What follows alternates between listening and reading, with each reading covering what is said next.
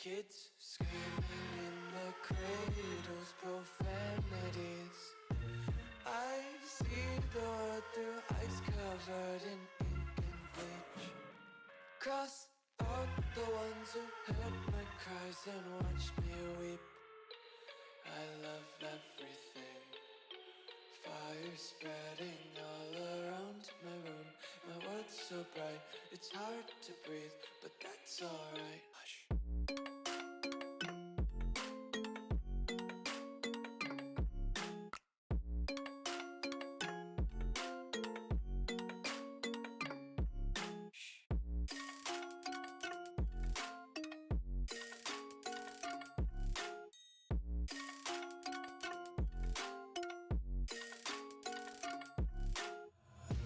Tape my eyes open to force reality.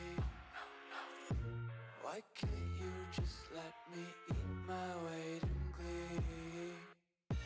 I live inside my own world of make-believe. Kids screaming in their cradles, profanities.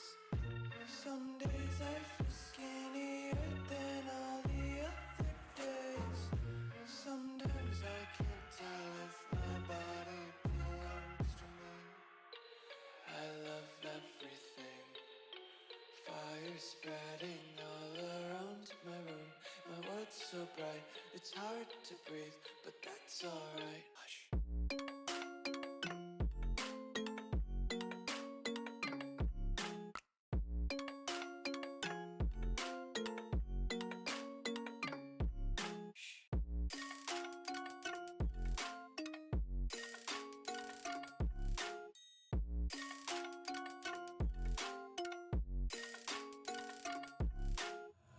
I wanna taste your content, hold your breath and feel the tension. Devils hide behind redemption. Honesty is a one-way gate to hell.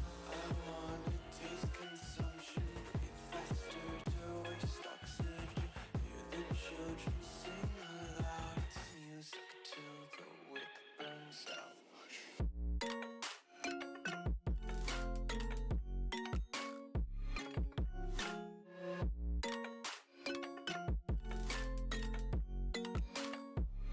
Just wanna be carefree lately, yeah. Just kicking up daisies. Got one too many quarters in my pockets. Count 'em like the four-leaf clovers in my locket. Untied laces, yeah.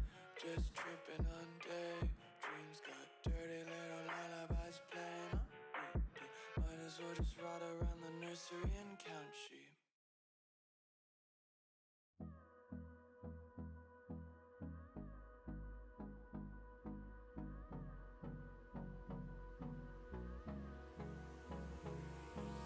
Hold me close till I get up.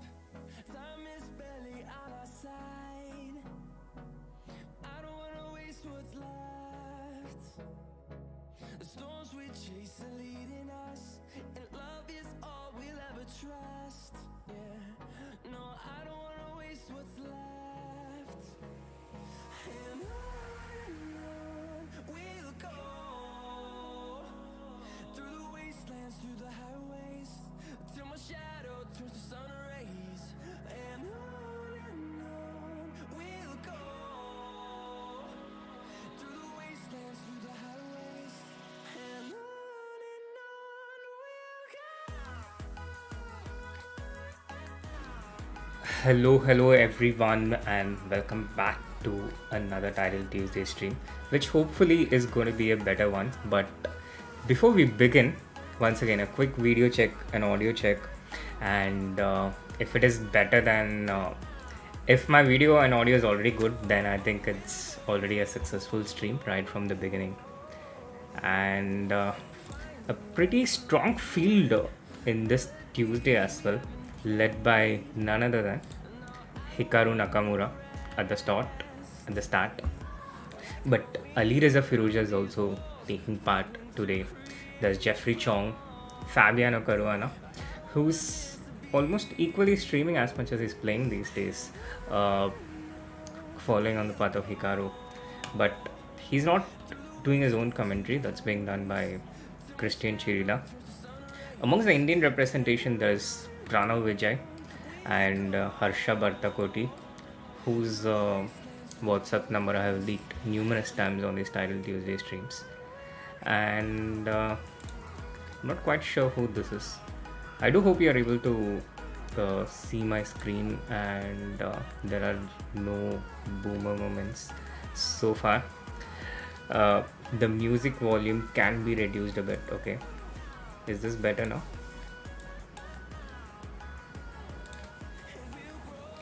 I do hope I'm playing the NCS music. Cool. I'm not sure who this person is, and I think the standings can be seen a bit, can be a bit smaller. So let's try and fix that.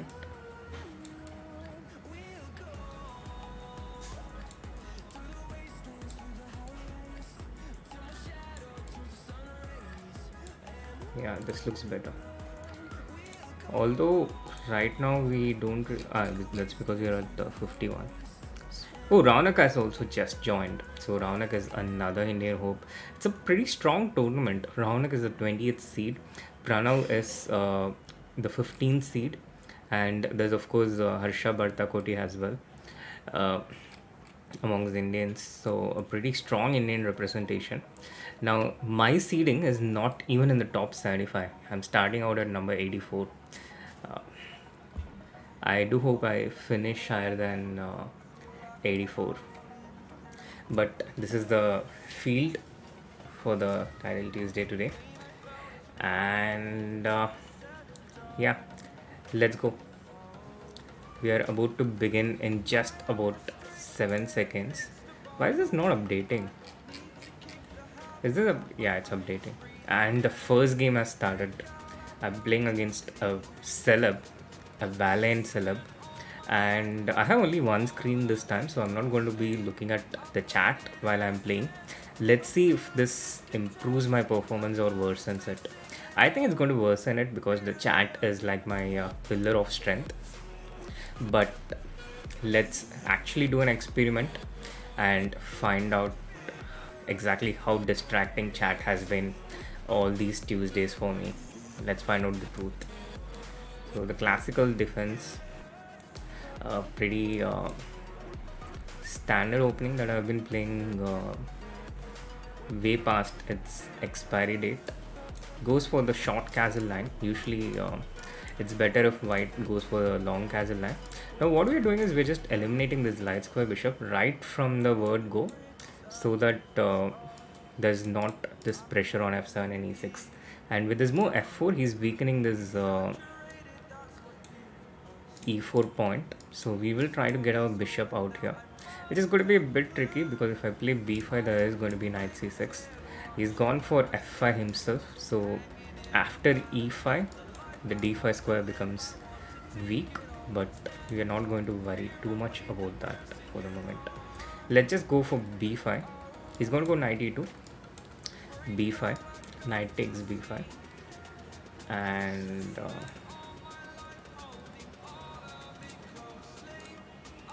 we'll have bishop to b7.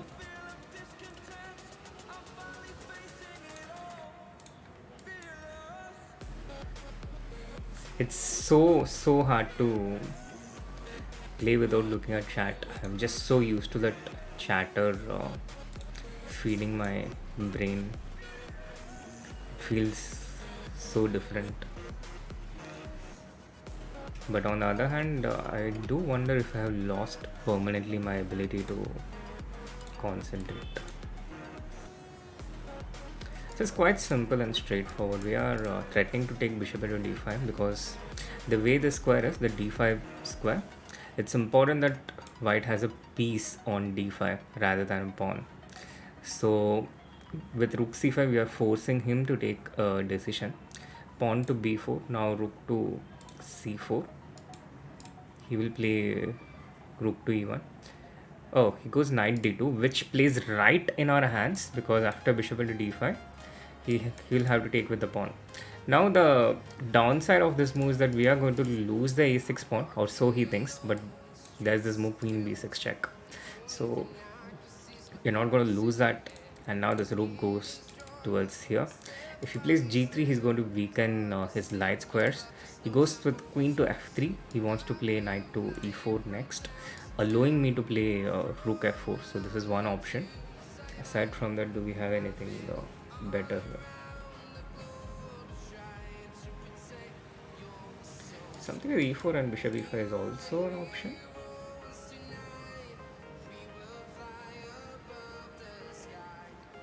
I don't mind rook f4, to be honest. This one's going to be a clean stream though. I'm not going to look at the chat at all while playing, so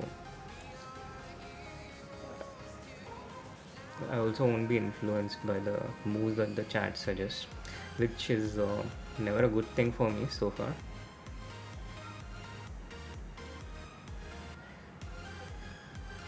If gets the knight to e4, white is better, but I don't see any option how I can prevent it. So this is the source of our problems. I think it's important to just pull ourselves back and defend. So I'm going to play bishop to e7 and next pawn to f6. The thing with having worse positions quite often is that it's not easy for our opponent also to upkeep the better position. So if we just start defending passively and ask them to prove their advantage, it can become tricky for them. So just playing the pawn to f6, preventing white from playing f6 for the moment, and getting this rook to better places.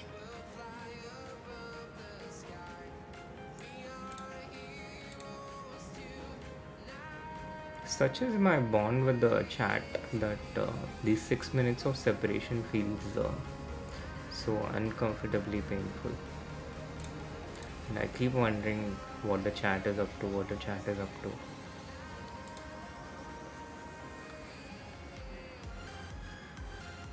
I think I'm more distracted by wondering what the chat is up to than by reading the chat itself during the games. Knight wants to come to g4.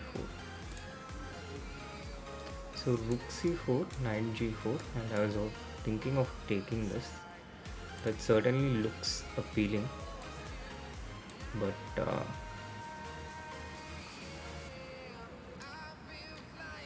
we can also play some rook. The thing is, he can just go h4, and this queen f2 is not going to work out for us long term. So for now, I'm just not giving away my rook. Now there are ideas like rook f4 in the air, but he just moves his queen away, and we don't have a good follow-up there. So feels like the rook is trapped for a moment. There is this one trick though. But if he goes knight f2, we don't have any tricks. Okay, then we go rook f4. So we just keep playing for tricks. Knight h6 check is a good move though. It just bypasses all the tricks. Very strong move there.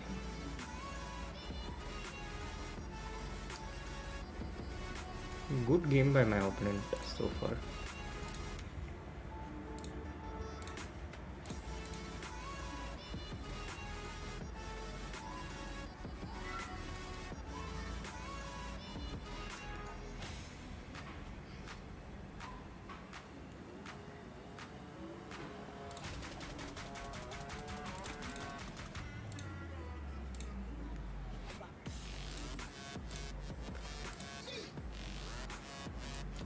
The queens are off.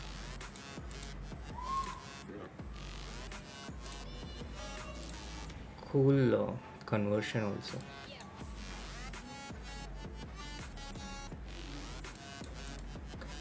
It's going to be checkmate. Okay, good game, good game.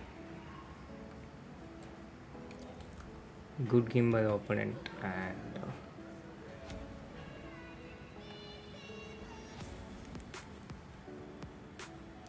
yeah, the chat wants Catalan, but I was black, so I can't really help. I can't really help it. How did the other people do? The other Indians. Pranav has won, so that's along expected lines. And Ronak has also won. The standings can still be optimized a bit.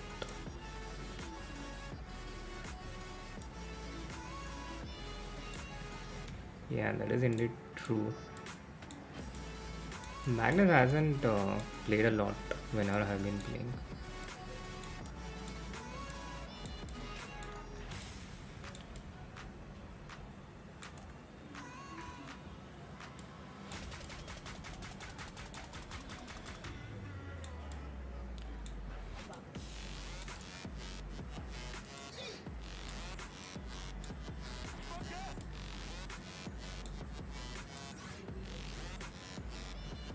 Yeah, I think this is better. Are you still able to see the names in the standings?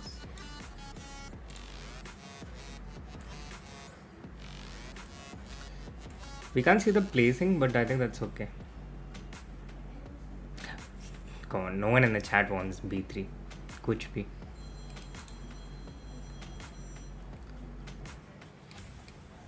Although I can't say I have done any better without B3. But nevertheless, who in the chat wants one B3? Yeah, but it seems like a good start for the Indian guys. Pranav has 1 out of 1, and Ronak also has 1 out of 1. I can't see anyone else. Aradhya has won the first game. The second game has started, so it's time to play some Catalan by popular demand. Now that is something people want. The DreamHack event was won by Lalit, and the Rapid was won by Lalit. The Blitz was won by Abhimanyu Puranik, who was commentating today. Okay, my opponent clearly doesn't want to face the Catalan. Clearly doesn't want to face Catalan. No move after 1 d4, and it looks like paralyzation by fear.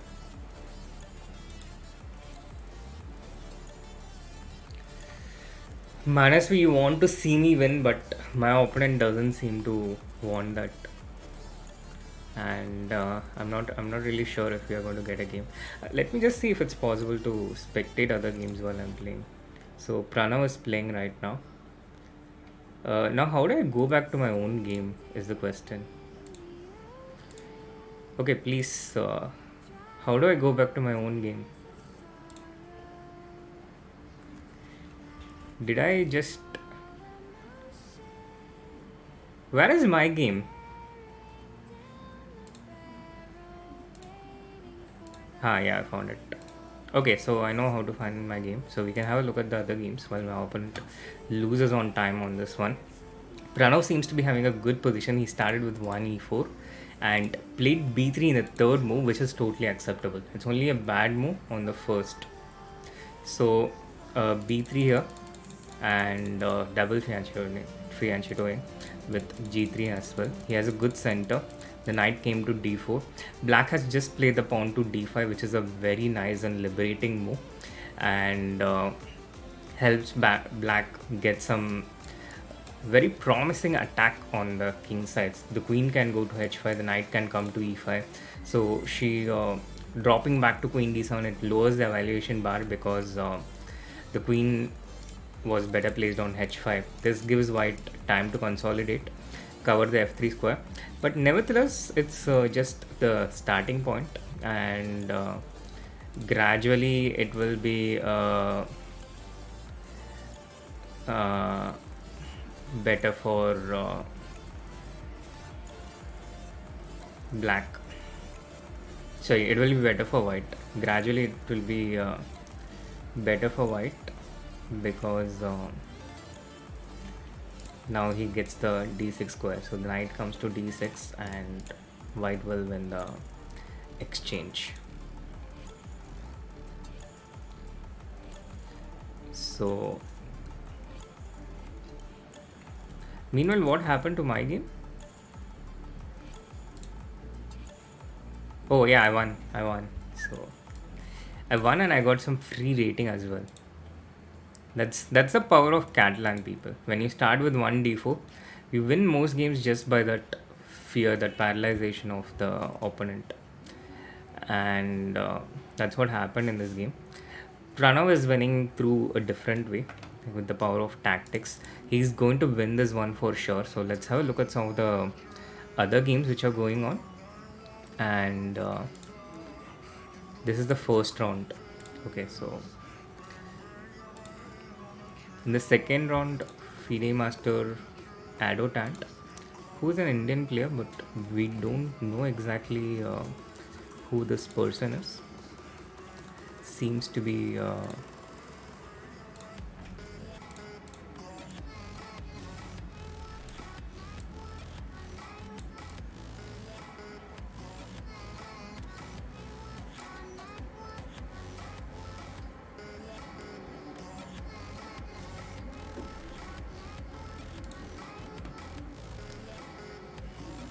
seems to be completely better in the second round. Let's have a look at how Raunak has already won his game. So Raunak is on 2 out of 2. He has a good start. He defeated Joshua Kidd in the second round. And amongst the top players overall, Fabiano is doing pretty decently. He has the pair of bishops. Pretty equal position, but he can just keep playing here. He can just keep playing. This knight is so much more limited in scope compared to the white bishops, and he will face some potential problems here as well. For example, if the queen leaves the 8th rank, white will already have queen f8 checkmate, and there's going to be pressure on the f7 point. Black neutralizes this by queen e8. The white queen will just move away a bit and continue on with this plan of g5 followed by a potential bishop h5. So black is under intense pressure and black is likely to win this. The other Indian, Aradhya, also seems to be with 2 points out of 2. So a lot of Indians having a positive start here. For now, queen b8 will be met by queen e8. So let's see how Fabiano increases the pressure here.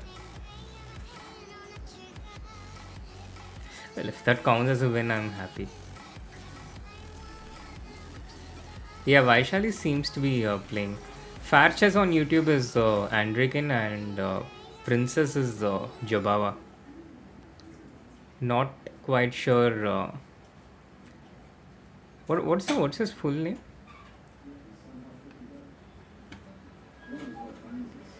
I'm not quite sure.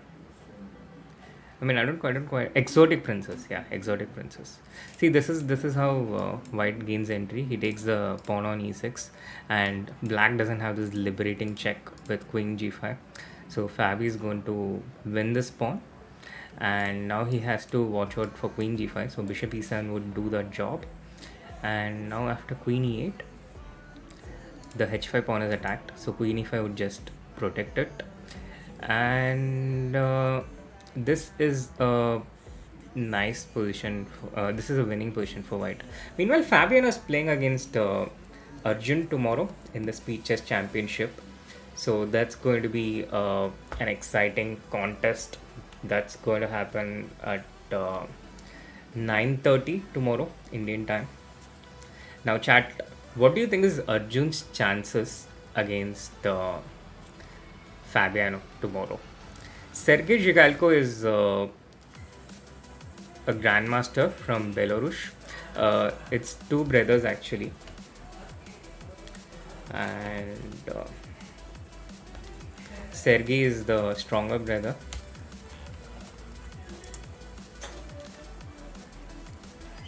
He's one of the best speed chess players in the world, I think.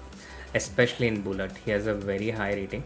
When I say one of the best, I would put him in, I think, about the top 20, the top 30.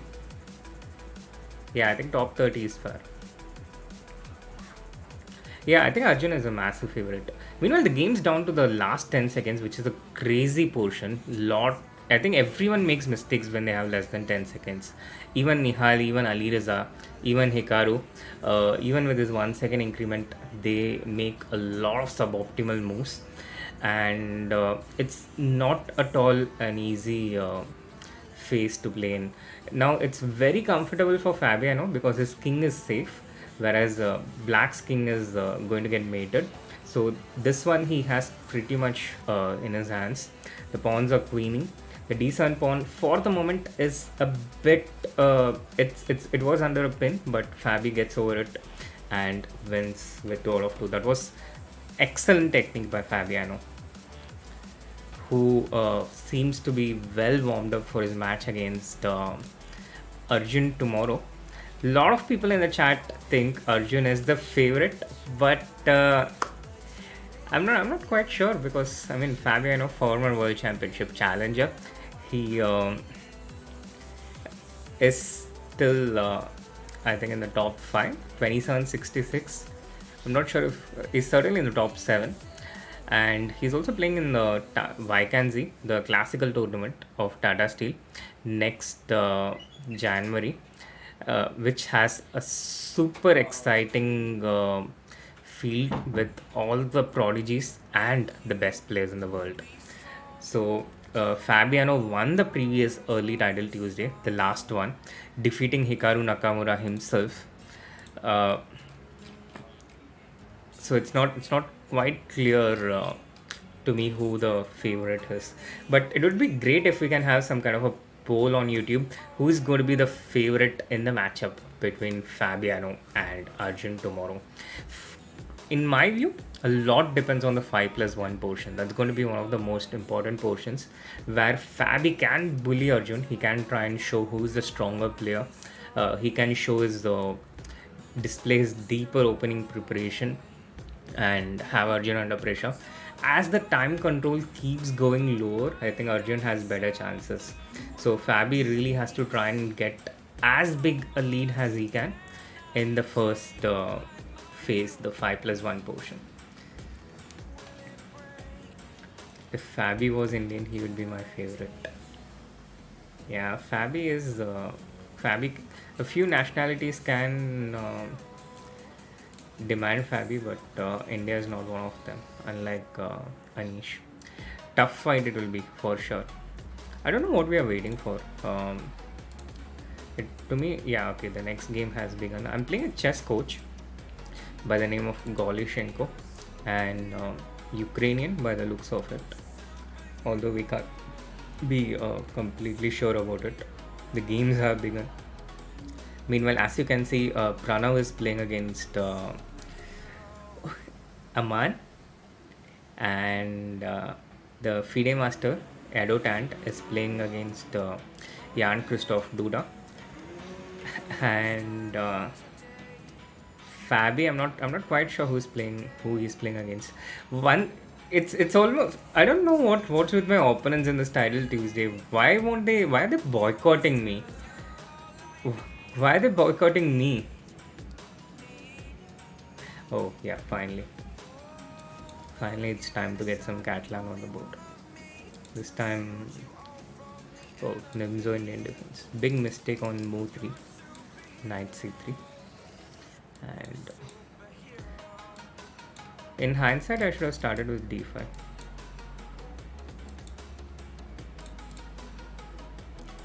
This is a long. Something feels wrong with the way he's playing. Something feels off. I think White made some mistake here in the opening, and seems like, so should we take on d3 first or c3 first is one of the questions. We can, I guess, take on. It's not such an easy question to answer. Questions are in general not easy to answer, but this one in particular is. I think I'll take on c3 first because I just feel that there's more potential for white to make a mistake here. If he takes on e4, get access to the d3 square, but white doesn't fall for it. In any case, we'll just try and take control of the superior light squares for the moment. So I can go bishop to d3. Knight b3 is tempting. I want to get rid of this knight for strategic reasons. But he should have played bishop h6. I didn't have knight e6 the previous move.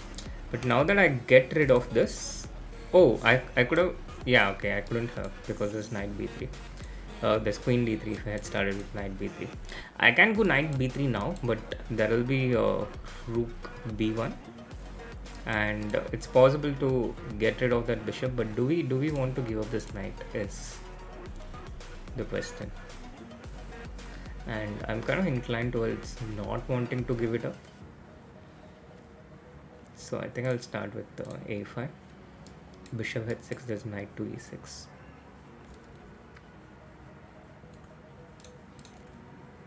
Yeah, and now it's time to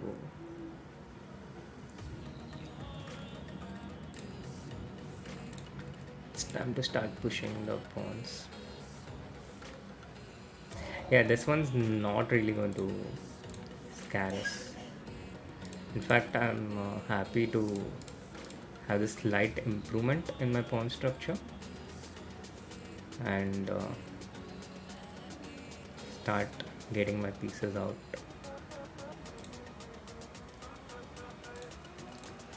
White's rooks are pretty much out of the game. My opponent has been playing incredibly fast. Now queen to f2 is a move which looks good. Back rank mate threats. Rook g8 coming up next. Prevents it. He prevents one now threat. Let's go for another. He's got, yeah, he played rook to g1. Can't take this, but I can play the rook to g6. Now it would be ideal to deliver a checkmate here, so let's play something. Oh no, rook f3 he can just take, it would be a draw. Next move is rook into a5. Let's just defend this for the moment. One calm move before unleashing the storm. And now we start towards the final few moves.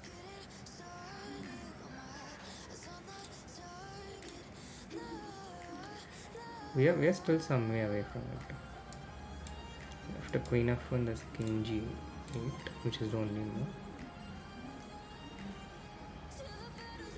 Okay, so this is not good news for us.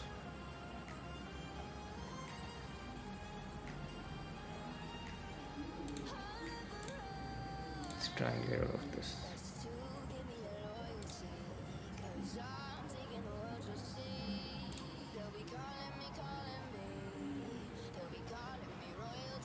Such a bad goof up by me. That's what I was expecting from him. And with queen g5 we can just trade the queens off.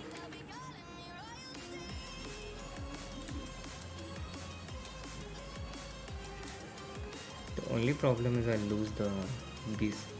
Okay.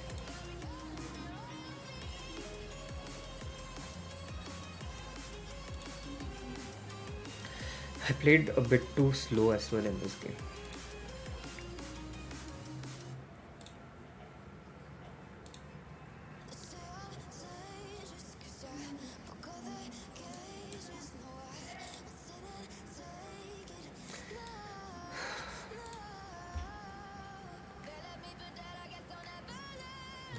That was just horrible by me.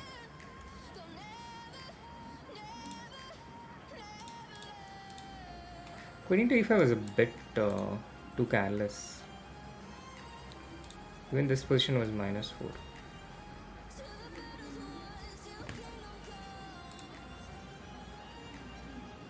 But I just froze at this point. Yeah, rook into g2 was quite simple and straightforward. And it was just winning all through.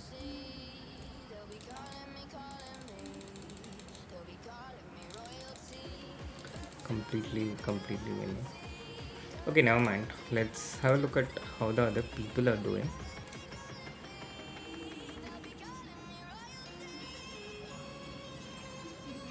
Pranav has defeated Aman. Raunak's game is still going on, and Raunak seems to be completely winning here.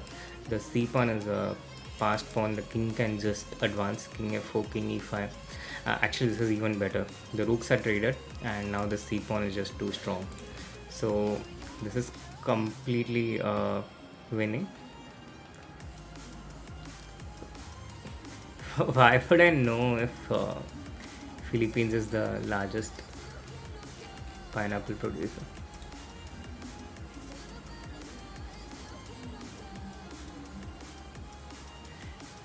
Do they ask these things also in NEET? This is turning out to be a lot trickier than it appeared at first sight. Black is getting these connected pass pawns. So Raunak plays this very tricky move, rook f1, and now this pawn is...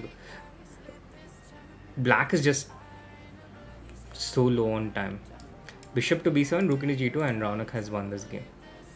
That was exciting till a certain point towards the end, but with this little trick, I think Raunak has turned it around. But now even he's short of time, and rook to e8, rook f8. Now queen. He has to queen, and now after queens, queen d2 check, king to e5. Oh no, queen d2 was turned out to be a mistake. Oh wait, this game is still topsy-turvy. The bar turning with every single move, but now it seems to have stabilized towards white win. But why isn't... What? Why didn't Raunak make a move there? Oh my god. Why didn't Raunak make a move there? And he has lost this game. Fabiano Caruana has also lost on time. So that's 3 people who have lost on time in this round. Myself, Raunak and Fabi.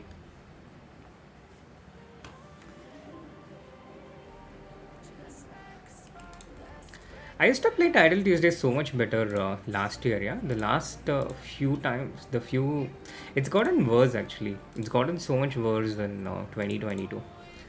It's plummeted to such unbelievable depths. Meanwhile, where is Hikaru's name here? Why isn't he with 3 out of 3? The next game has started quickly, so let's win this one and then search for Hikaru.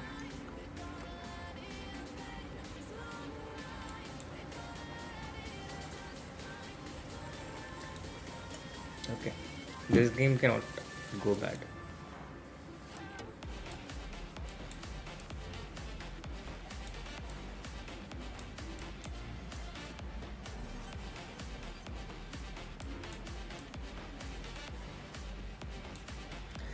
Feels a bit early to do this.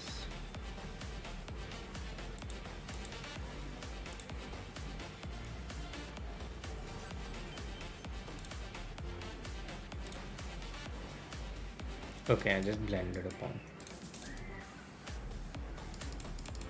It was a blender which was not exploited by my opponent. Now he's probably realized it and he's like, oh my god, why didn't I take it? It's indirectly protecting the d4 pawn. We want to break with e4 in these positions.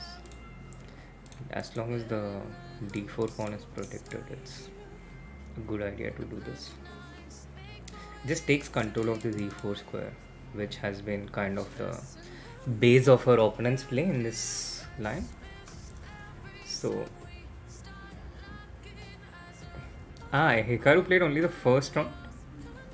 Then he saw me and he decided it was not his title Tuesday to play.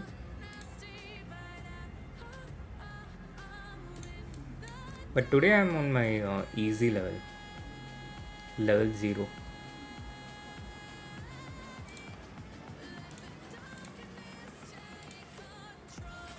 But chat, do you remember when was the last good title Tuesday that I played?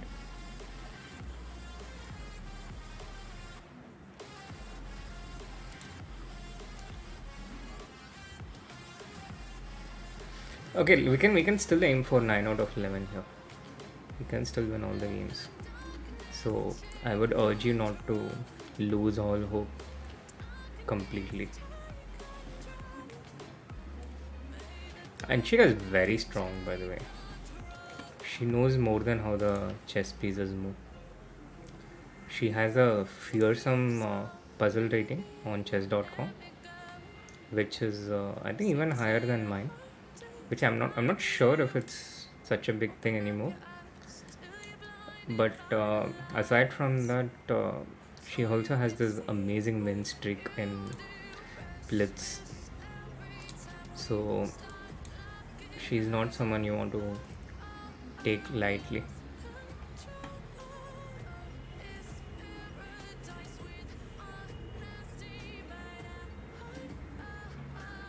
Okay, I can take this, no? I mean, what's his game? Bishop e3, I have knight into e3. And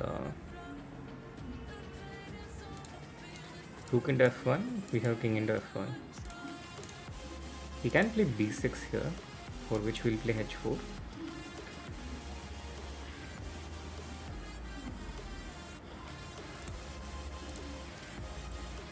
And it's the same sequences, rook f1, king f1. Bishop e3 is knight e3. He just missed that after bishop e3 there's knight into e3. Thank you, Priya. The world needs more such positivity.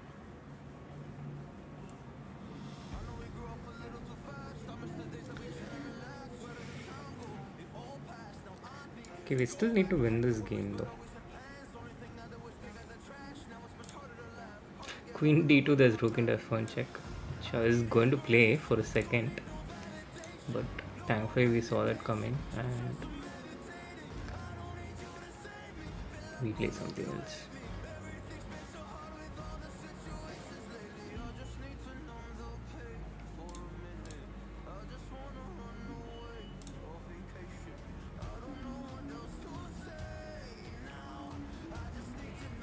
Queen into b3 is a threat. I can play rook a1 and rook into a7. This is one option.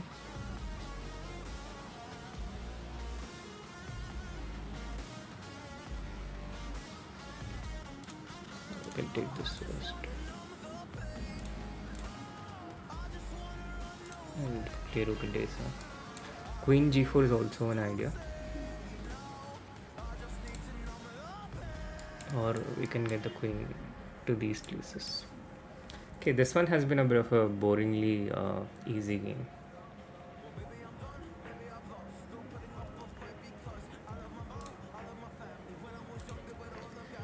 Seven out of 11 is not a good score, Anshika. I remember I finished third in this title Tuesday, one title Tuesday, with 9.5 out of 11. Now that's a good score. Something like 8.5 is decent because you're like half point away from the top 5. 8 is acceptable. You gave yourself a chance till the last round. Below that, it's all bad scores. Now we have checkmate incoming.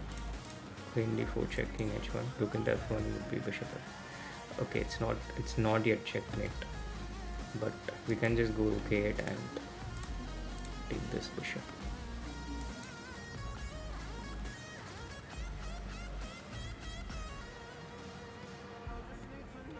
Now this is game over. Pranav is on 4 out of 4, by the way, as you can see in the standings. So one Indian player in contention there. Good news for us. Ali Reza is playing right now and is completely lost against his Latvian opponent, whose name is Paulius. Paulius is one of these young grandmasters, and I think he played in the Olympiad as well, although I'm not sure. Rook to d3, knight into e4 is a move. This is looking lost for white. Yeah, rook d3 incoming. Queen can come to d4, knight into e4. All kind of, but you have to start with queen d4 because queen into c4 is a threat. Okay, he plays b3. Not the way I would have gone, but effective in this particular situation. Knight into g3 is not a good idea. e3 is protected. Yeah, c3 makes sense.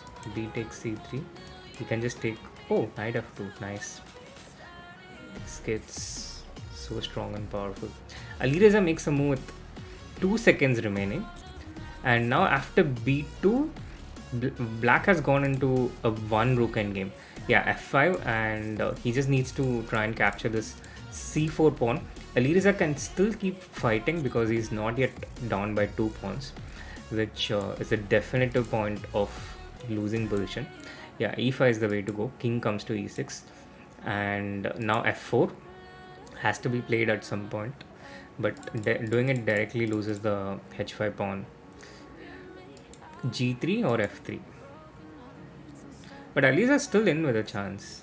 Okay, rook into c4 doesn't feel so right. I think he should have preferred activity. This still is better, but now things have become truly complex, and he loses this pawn. So f3 wins the game. Yeah, rook h5, he has to play f3. Okay, this is just losing. Rook h2, rook f2, and g2. Yeah, now this is straightforward and elementary. Oh, nice trick. Ali is still showing those bullet tricks, but it doesn't work against this opponent, this young opponent, and black has defeated Ali Reza. Paulius has defeated Ali Reza. That's a big upset. In the other games involving Indians, I can't find Ronak, but Pranav is out there at the top with 4 out of 4. In 3 out of 4, a number of very strong players. Hikaru played only the first round, so we don't have Hikaru here. Kind of leaves an open first position. VD versus MVL tomorrow. I think VD has a pretty decent score against MVL. I think it's about equal, the contest between them. Meanwhile, chat, do hit that like button, subscribe to the channel if you haven't. Let's get those likes past 50 so more people can tune in. After the end of 4 rounds, I think we are going to have a bit of a break here, 6-minute break, and let's have a look at the standings, how the people have done so far. So in 4 out of 4 we have Deek Bogdan, Jobava. I don't know who's. Oh, this is Drigalo, who's a good friend of Alexei Sarana, I think, or at least was. We have Pranav, Bluebaum, Gawain Jones, Alexeyenko. This is Paulius, whose chess.com ID I'm not going to attempt to pronounce. Zhigalko, Vincent Kima, Andrew Tang, Jose Carlos Ibarra Yeres. Who's this? I'm not quite sure. One more of those national masters that I haven't heard of.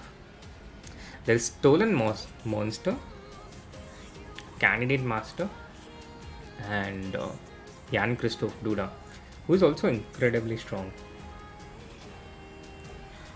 Yeah, the World Teams is a bit like this Champions Trophy in cricket.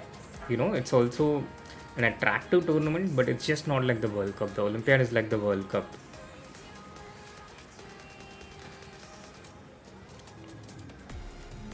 Then in 3.5 we have Jeffrey Chong, Grandelius, Gadakamsky, I'm not quite sure who Miyagi is. Rasmus Swan, Darda, then the big names Firoja Caruana and Fedosiv, Big Fish, Alexei Sarana. Aradhya from India is also has 3 out of 4, who has been pretty decent in blitz in recent times. There's Vaibhav Raut, and these are the people with 3 out of 4. Oh, Hikaru is there. He has 3 out of 4. Now, who said Hikaru stopped playing after the first round? He lost the first round. That's another thing in common. But then he has won the next 3 rounds. And the first round he got destroyed. Wow. The first round he just got crushed. It was a very strong game by White. He just got killed here by Galileo 22, who after defeating Hikaru didn't play another game. Okay, interesting.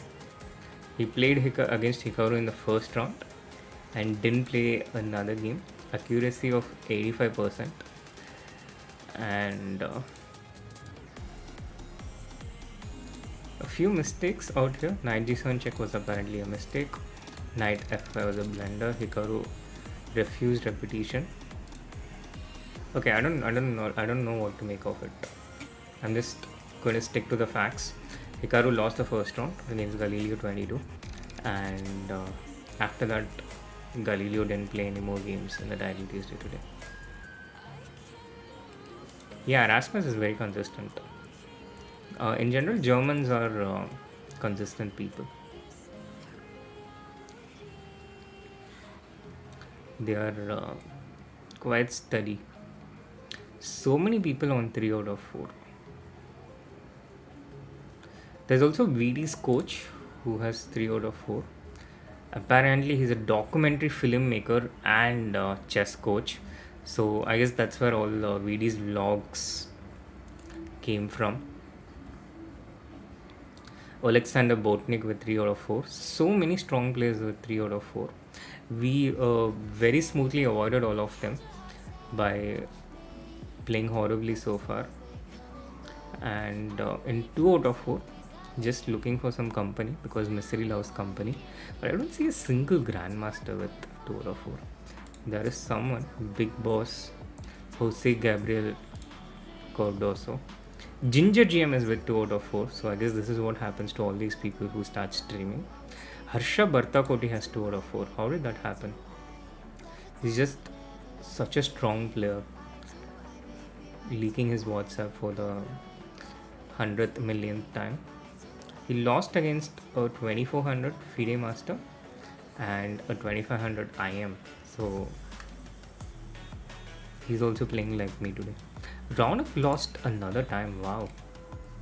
How did this happen? Wow.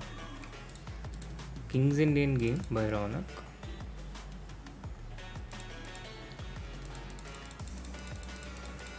All normal stuff. Normal. Decent position. And what happened here? Here White started getting this fearsome attack. And after Queen had 6, it was just made directly. Not even like Raunak missed something and there was a chance to come back. It just went into checkmate territory directly. This Rook F1 was very powerful. This was super strong.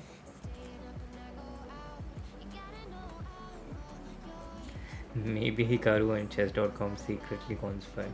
Okay guys, the 5th round has begun. Now if Chess.com really wanted to monopolize Ankur, you would be timed out from the chat, So let's put that hypothesis to test. While I go and play some Caro-Kann because the Sicilian didn't work out for us.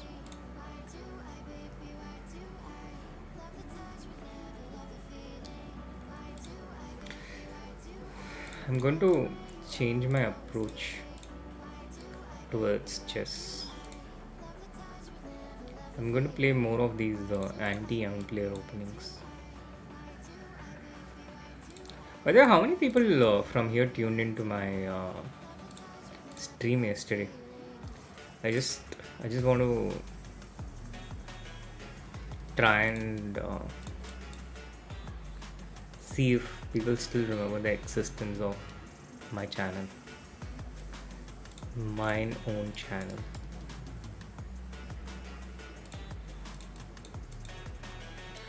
And Shika, you know this mod status is also not permanent, right? Are you aware of that?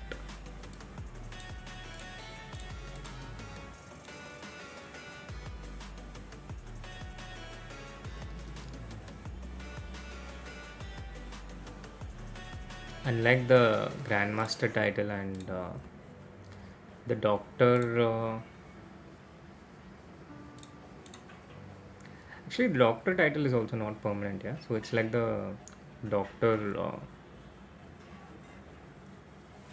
title. Any action that brings the channel into disrepute will lead to the loss of the spanner icon.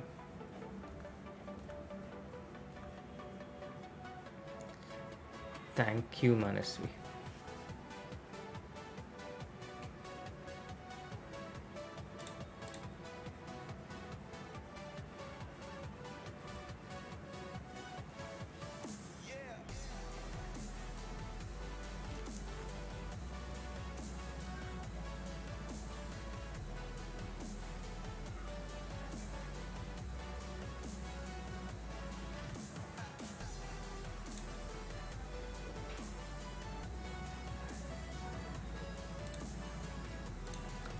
Getting the other knight also to d4. It does feel like at some point I just stop paying attention to the game and my mind starts floating. And this is one of the reasons why I play so badly when I stream.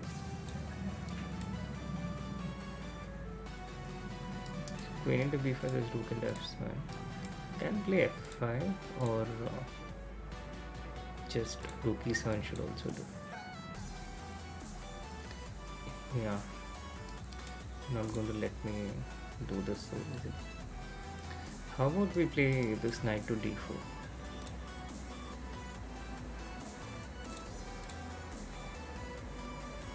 Capture the outpost.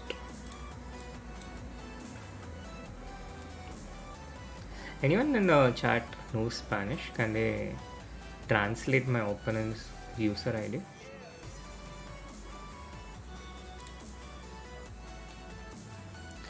We can protect this. d5 is tempting, f5 is tempting. Just overprotect this for the moment. Overprotection is a pretty good concept in general.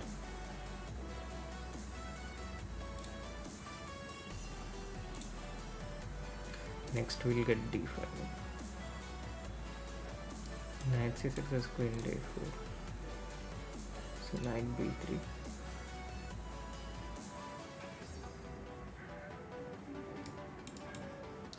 If the bishop moves, we'll get bishop d4.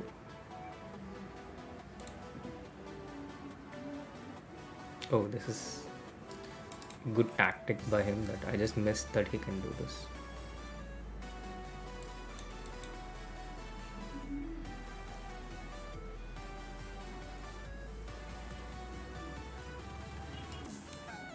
I want to get my rook to e2, queen to. This is not an advantage for black anymore.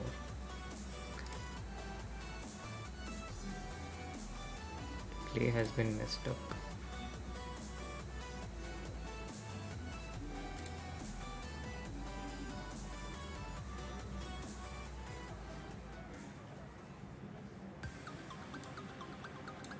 And the position has been messed up. Okay, let's continue to resist. This is lost.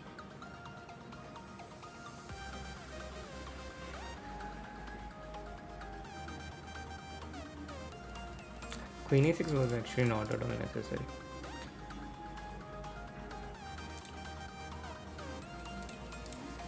I don't like this d4 move by him.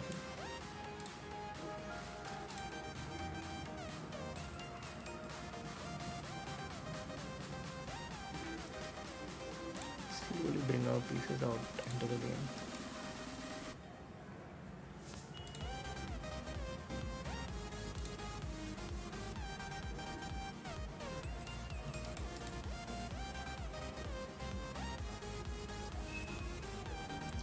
Bishop g5, yes, yeah, okay, this is totally fine by him.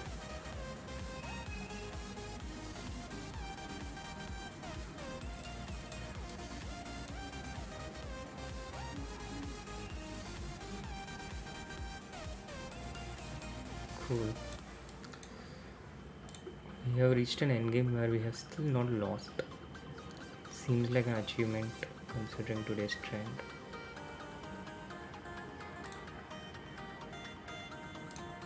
Try and take this pawn, so we create a passed pawn. It's also tempting to get some rook d2 in the future.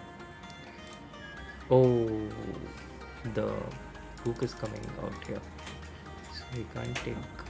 It's possible still to take this pawn, but there will be some bishop at the b7, so I'm going to do d2. This rook will protect against this passer from here.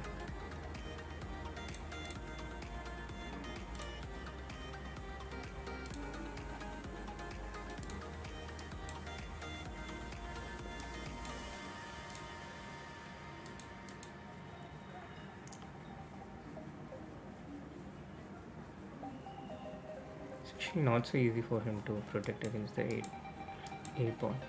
Bishop e6 is possible, but rook c7 check doesn't really help. Feels like a panic. Wants to get the rook to a7, but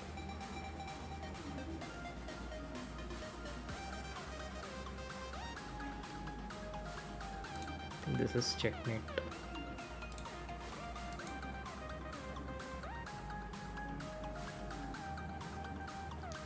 That is why it was useful to have these two ideas.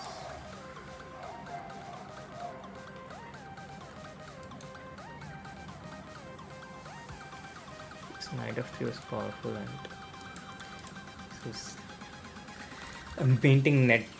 So that was a nice win. Pranav has lost though. So we have 4 players with 5 out of 5. Dig Bogdan, Gavin. We have 5 players actually. Jigalko, Tang and Duda. Vincent Kimmer has 4.5. Pranav has 4. Alir is a big fish, all having 4. Where is Fabiano? Fabiano should also be somewhere around here with 4 out of 5. Jabba has 4. Hikaru also has 4. Losing the first round really messes up with your tiebreak though. Fabiano has 3.5. And Jeffrey Chong is playing against a legend which has ended in a draw. So they have 4 points each as well. I think that should be most of the games in round 5. I see Harsha has also won. Yeah, so the game has been timed. I was timed out for 5 minutes for alleging Chesscom. Who timed you out and cool?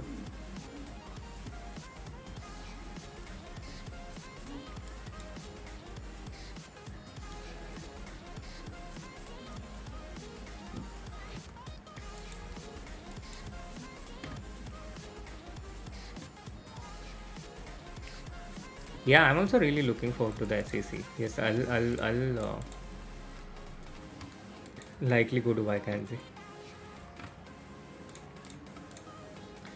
Everyone's playing this bishop b4 check line in the Catalan now.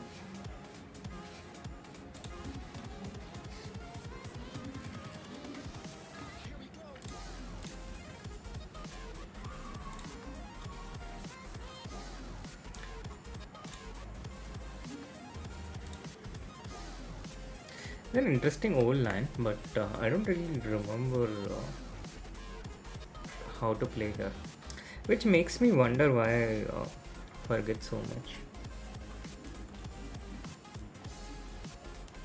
Yeah, you should have blamed Anshika. I don't know why you gave it away so quickly. Kind of spoiled all the fun.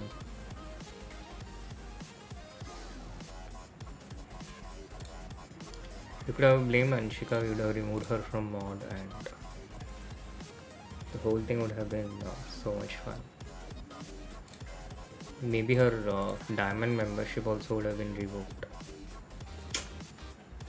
Everything got spoiled now.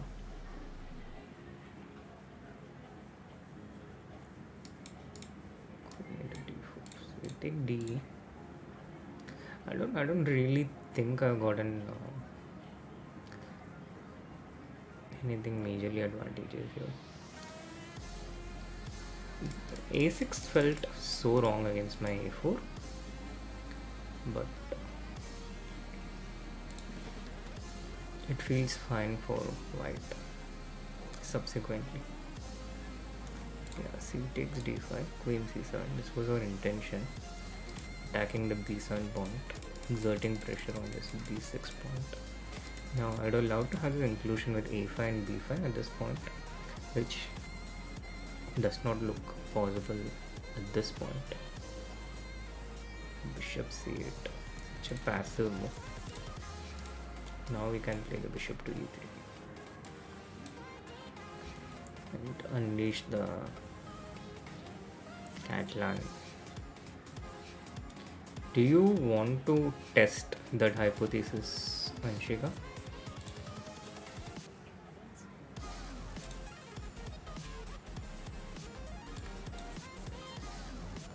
About your diamond membership?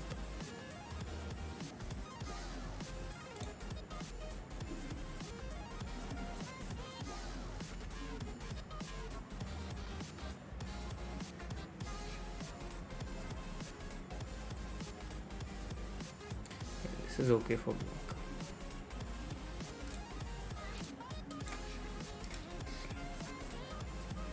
To reluctantly admit. This could even be better for black.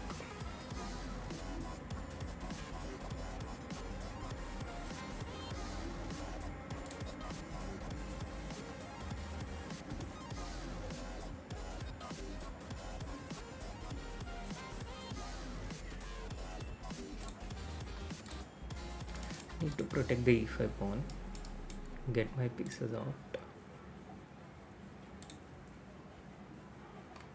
but it feels like I'm losing a pawn one way or another, and potentially I could be losing more than one pawn. But the good thing is my opponent hasn't really been playing well, so there is some hope on that count.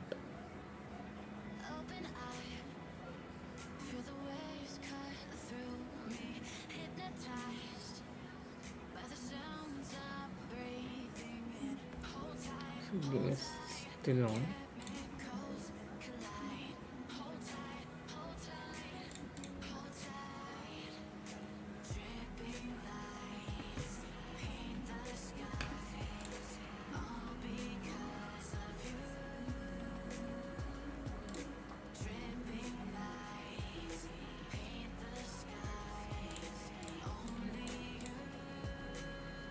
Now I think we have some real chances. Can go back knight e4 though. Should probably have started with e5 and then play rook d1. Good move. Still black cannot get bishop b7, so he has some pressure.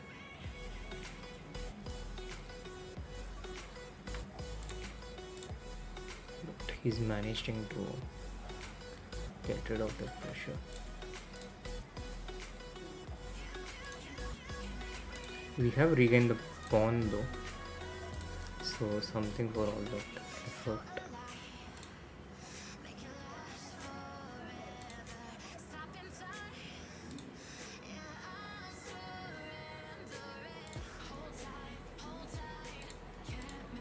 Starting to play a bit better.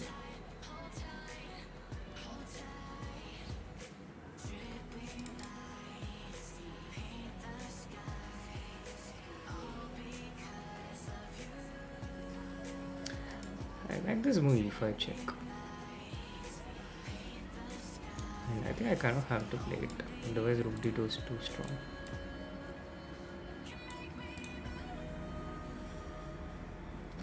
We lost a pawn, but one of the pawns is being regained.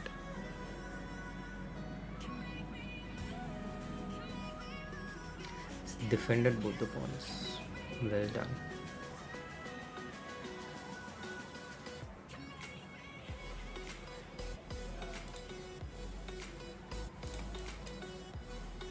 King has only one square. He goes there. F6 is rook g7 check. Doesn't fall for it.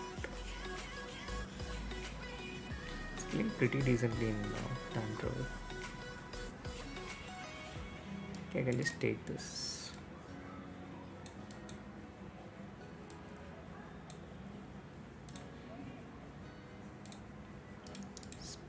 I might get some chances because of this pawn.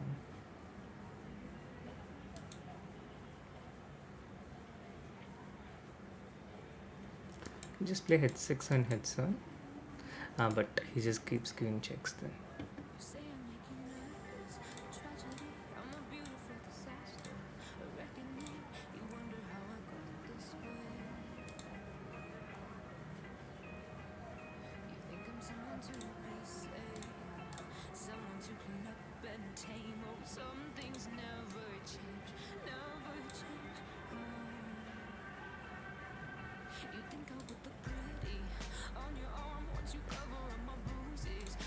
Good defense by him.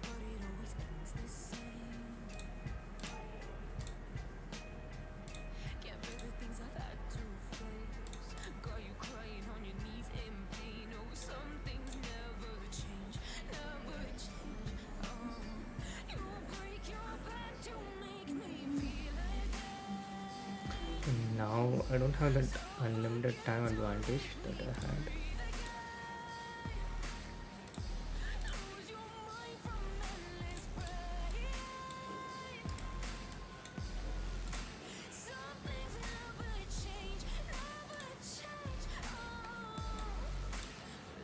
I somehow got a pawn.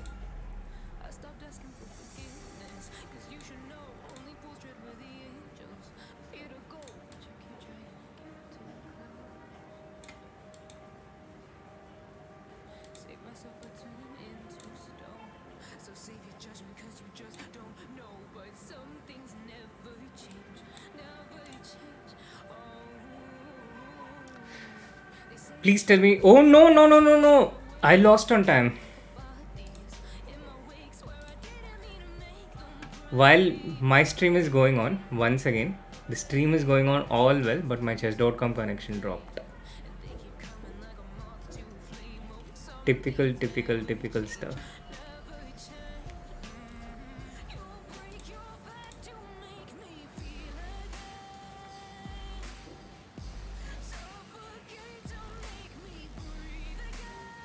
Once again, the connection dropping on. Okay, so Pranav is playing on with 4 out of 5.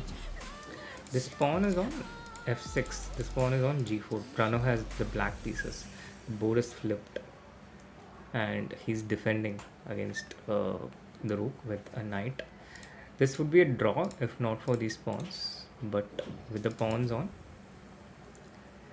it is still some chances for white. You just need to play rook f5, rook into d5, king into f6 and win.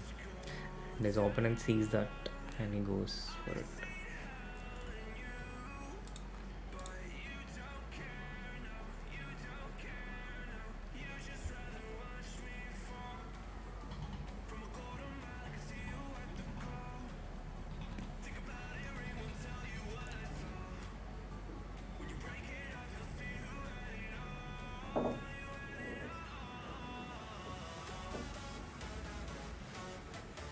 Harsha has 4 out of 6, but aside from that, it looks like all the other Indians have 4 out of 6 with Pranav's loss. So everyone has 4, and amongst the leaderboard, Deek Bogdan has 6, Duda has 6, and that's the only two people with 6. Bunch of people with 5.5. Jabba with 5, leading a lot of players with 5 out of 6, including Hikaru. Hikaru also has only 5 out of 6, and the next game has started. I'm playing against Vikramaditya Kulkarni. Another Karakan.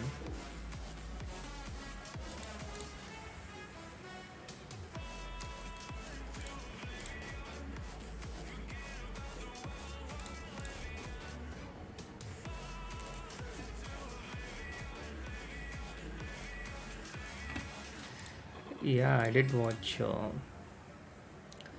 Videt's Revenge.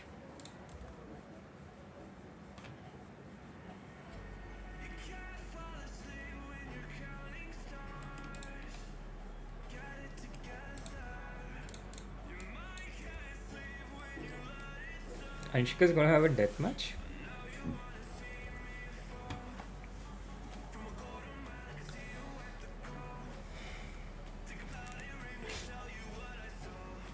President's head doesn't count.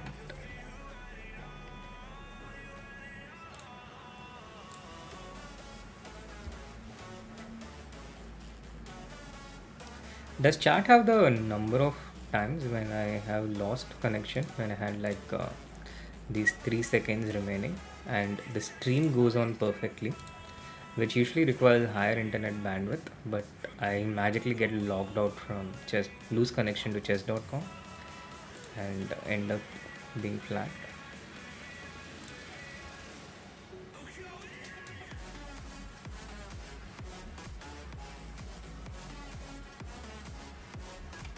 I like this knight into f2 and e4. Does this happen to you guys as well, by the way? Have you lost games like this?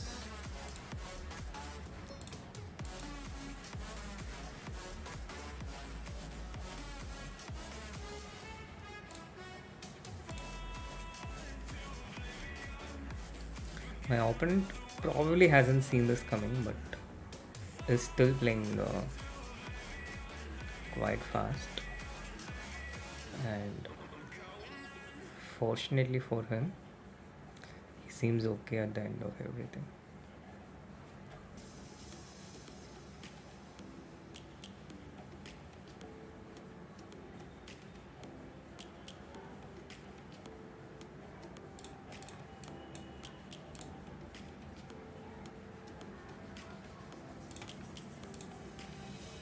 Lions roaring in the morning sun, searching for a longer day. People feeling like the light has just come. We must never stop the way. Birds jumping and I hear my name. Dressed green into He has everything covered for the moment, although it doesn't feel safe for him. we must merely make a start. Savannah, I'm coming home. Can't take this for the moment because d8 is hanging. But this shouldn't really be working for white. Savannah, let's all take a ride. Savannah.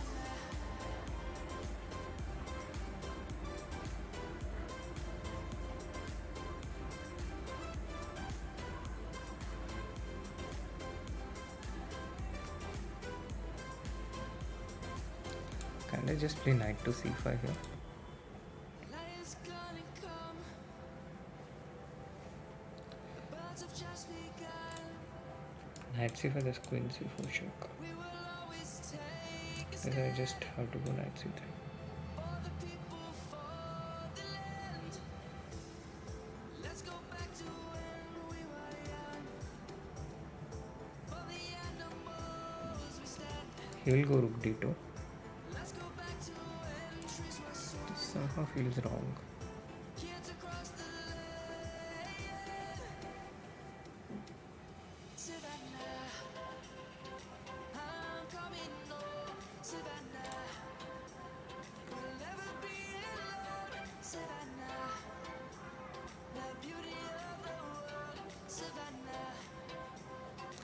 This puts me also in potential danger though.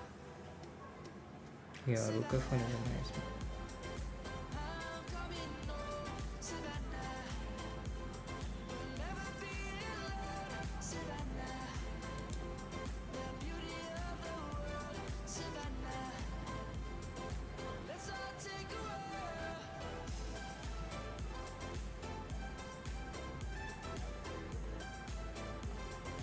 Just take this and ask him to find mate, which he should, I think. There has to be some obvious mate here, but we don't really have a lot of good options.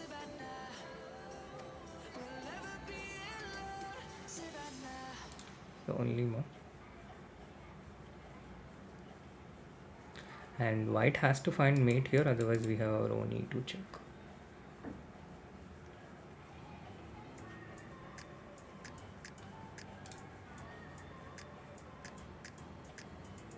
The only move here, because king d6 has some queen e6 check, though that still continues after king c5. But the way, oh, king rook f8 check, nice.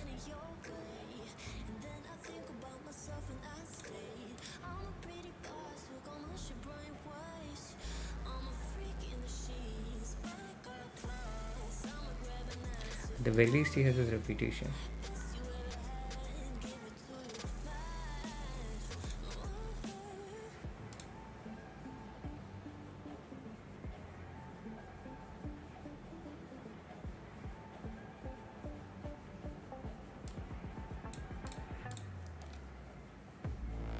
Okay, back to the same position. Is this going to be a repetition? Yeah. What's the truth of this position though? How does white win?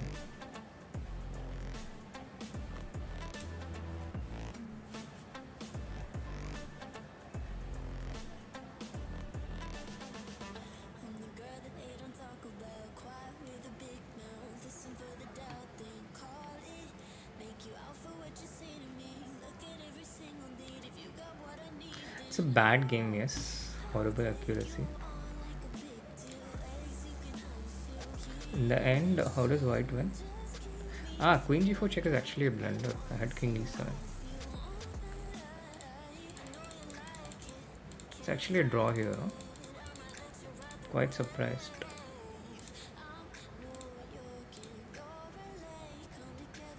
King e7 and it's over for him.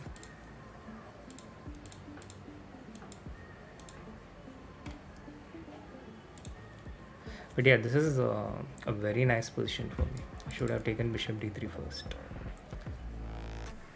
Knight f2 was actually good. Okay, how did the others do here? Dura has 1, so 7 out of 7.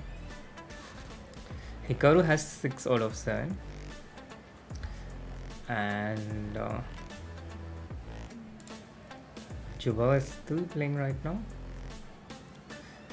And is winning, so he moves to 6 out of 7.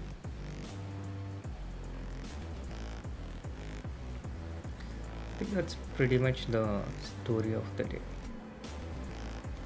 Pranav has lost 3 games in a row, so 4 out of 7. It's just not been a good title Tuesday for Indians today. Aradhya also has 4 out of 7. Raunak has 4, Vaishali has 4. VD's coach has 4.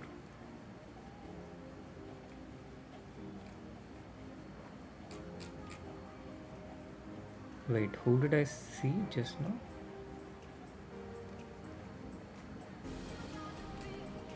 Okay, never mind. Couple of games still going on. Should be some rook. Yeah, rook versus rook.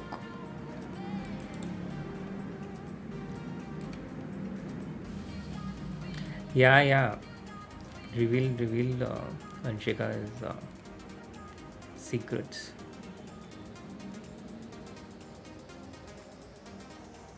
Is there a diamond membership for being active in chat?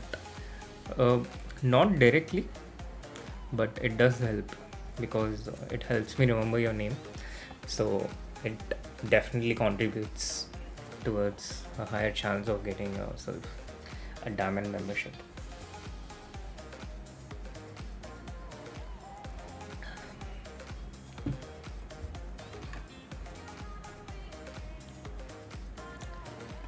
This is just completely drawn. Yeah, now rook h7, rook g7, rook h7 is a draw.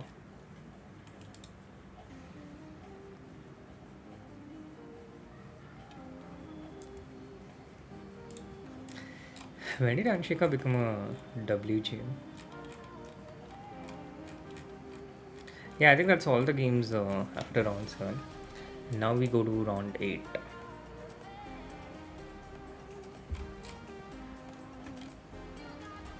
I think it's time to play some London. Just to get some wins going.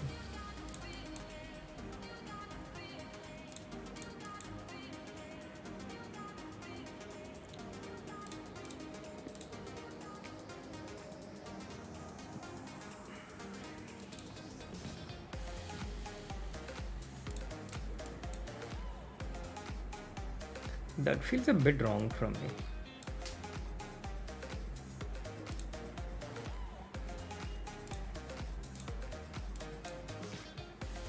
I allowed black some easy development, I think.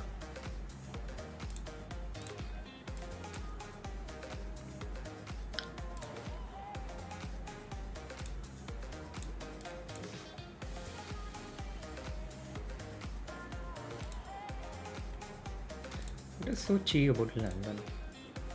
It's a fine opening, guys.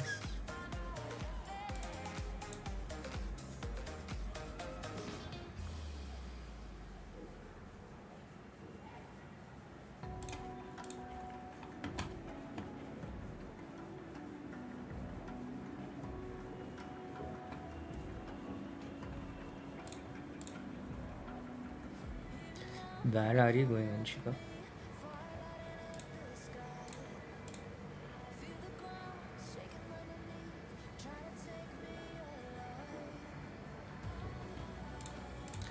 You don't have my permission to leave just yet.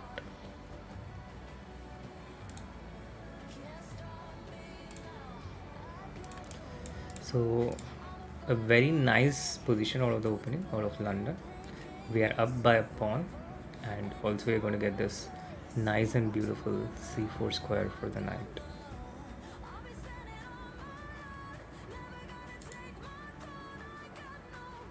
Which my opponent is trying to prevent.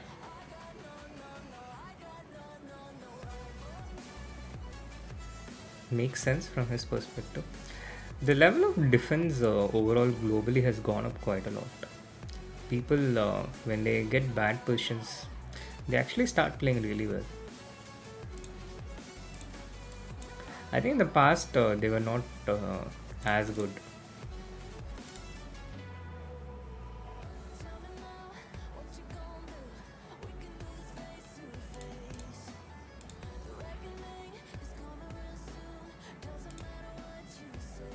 Now he's starting to create some real chances out here.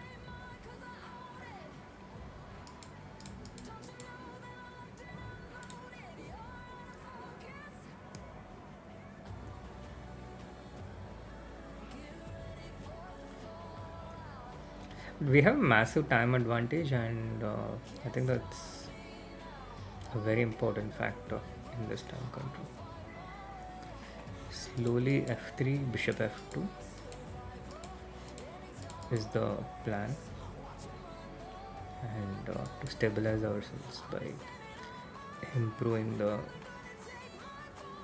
place of the pieces we have. Rook to c4. Sorry, rook to d3. Good move.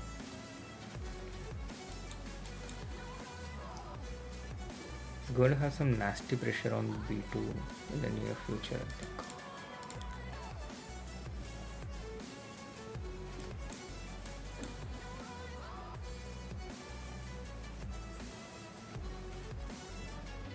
But one disadvantage of that is that the rook can't get to b8. So So he's distracting my bishop from this diagonal to get the rook to b8. But we can defend it because we also have 2 rooks, just like our opponent. And with this defended, bishop wants to come to e5, but we can prevent it with f4. Bishop will retreat to f2, the next move. We'll slowly stabilize things.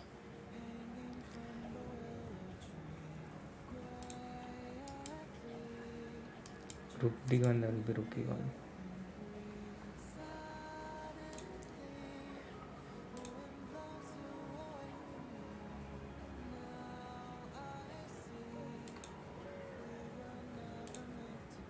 F5 check is winning because we have this tactic with rook d6. So I can preview this and it's GG.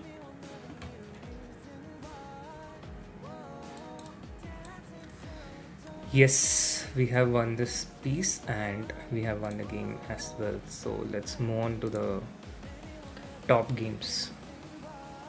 Duda is winning another game. He's going to go to 8 out of 8. He's up by a piece, has an extra minute on the clock, and the closest contender is Swane, half point behind. So with this win, Duda will have 1 point lead, which means he will likely play against Hikaru Nakamura, who is on his way towards the comeback, and he's playing against Chigaev with the black pieces. Chigaev, very strong grandmaster from Russia, and Hikaru having more time, but the position remains complex. It's 4 pawns against 4 pawns. Black's pawns look better, but the pieces are just not coming into the game. Bishop 8 played after 30 seconds thought. Rook into d8, he wants to take with the king because he has to keep the f7 pawn protected. But white centralizes the rook, activates it. Meanwhile, once again, chat, do hit that like button so more people can join in. And the Hikaru game continues to be unclear. f6, the knight goes back to d3. This actually looks easier to play with the white pieces, and Hikaru is down to just less than 10 seconds. The a pawn is also a dangerous pass pawn, but finally Hikaru getting to move some of his pieces. He's also moving his pawns, but these pawns not as free flowing as the a pawn because the f4 pawn is weak.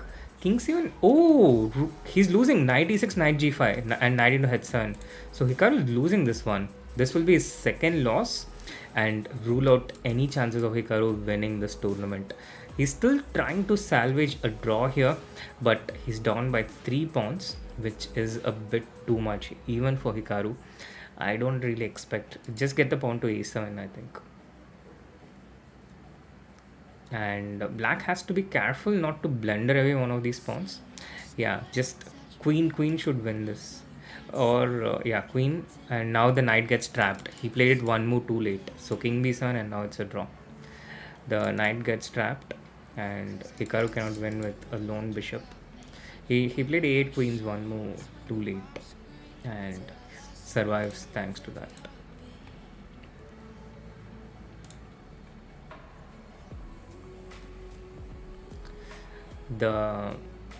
This is Paraguayan with 5.5.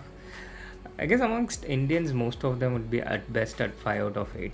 It doesn't really give us a lot of motivation to follow how they are doing, but there we see Pranav with 5, Aradhya with 5, Vaishali with 5, and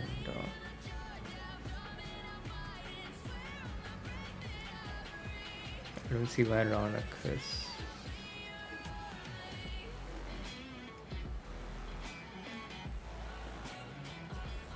Just don't see where Ronak is.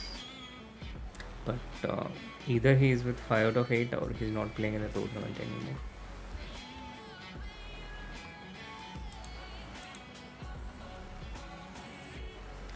How does Hikaru manage to do what exactly?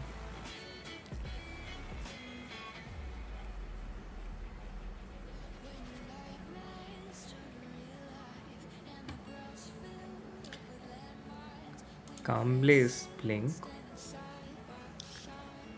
The person who drew. Oh no, that game has ended.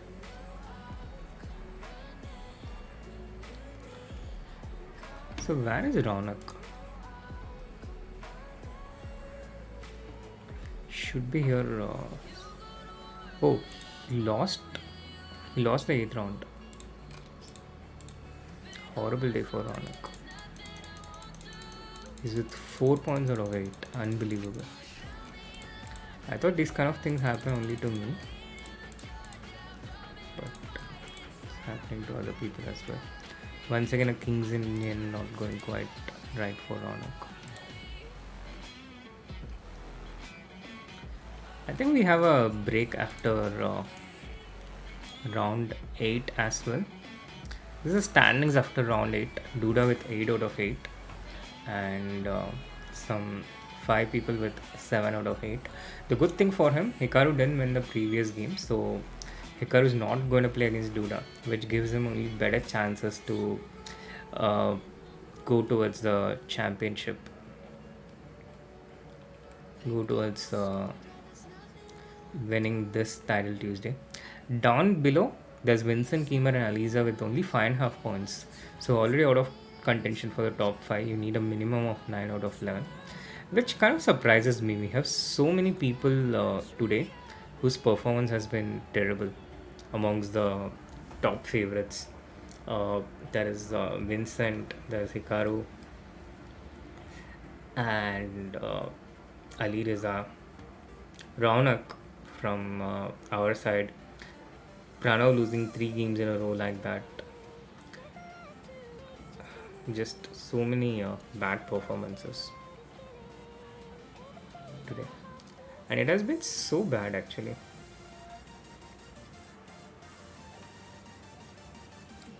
So bad that so unbelievably bad.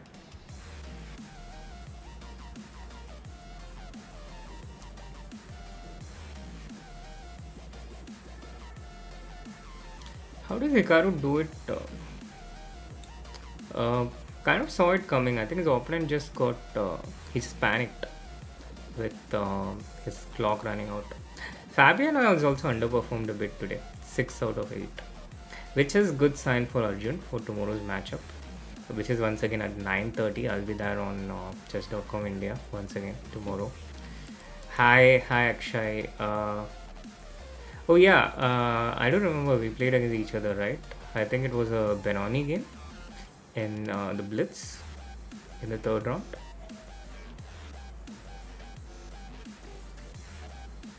Karu once beat Fabio at just a bishop. I'm worrying about that first round. Hikaru's opponent, he's done. Yeah, Duda has had a surprisingly good score in recent times against Indians, but he did lose against Prague in the recent Champion Chess Tour finals. And where did Anshika go? Wow, we bullied her to such an extent that she left the stream.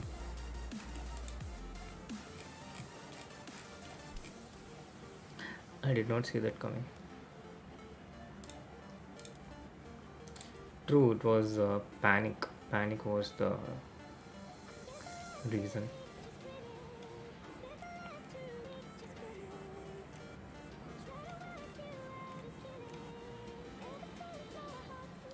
Or maybe Anshika just couldn't get her wish to time out. Ankur, keep being active in chat. You do have a shot at getting the diamond membership, and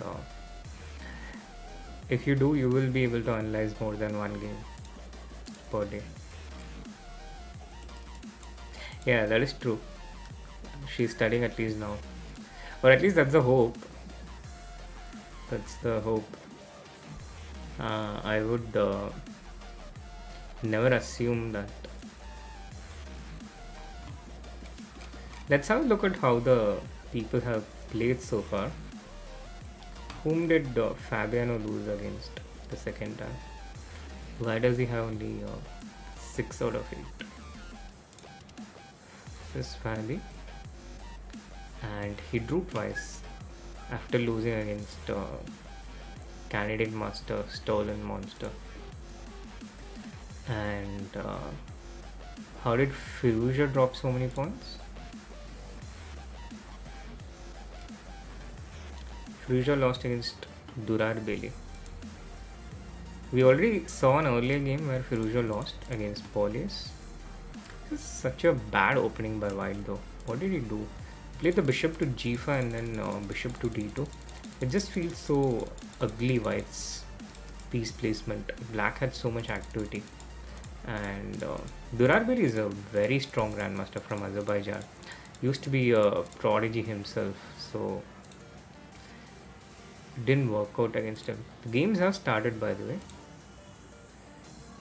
Where is my game? I can't find my game. Have I? What? Where is my game? Oh wait. Raunak was playing against someone outside of Title Tuesday, so I guess that's why it appeared, because we were following Raunak, and I got so scared of. I just got so scared that I got removed from the tournament. Now, what? Harsha is also playing outside of the tournament in a 3-minute game.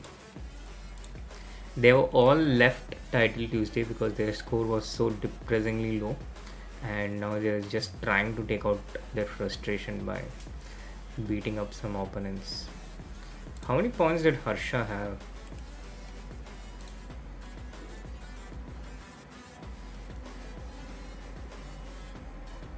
So November 22 was 2 out of 4, 4 out of 6 and 4.5 out of 8. Same score as us, but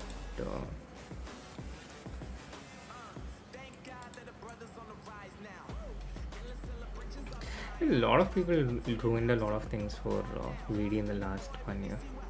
It was Duda in World Cup, then Rapport in Grand Prix, the first Grand Prix, Aronian in the other Grand Prix.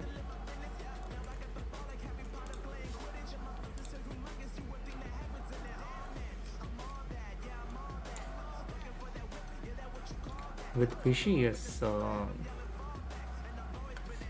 Shaq ruined his Norwiches. Finally, the tournament has resumed. The 9th round. Let's see if we can finish with 7.5 out of 11. So the Pano bot panic attack.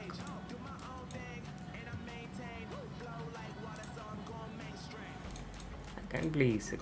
This is acceptable.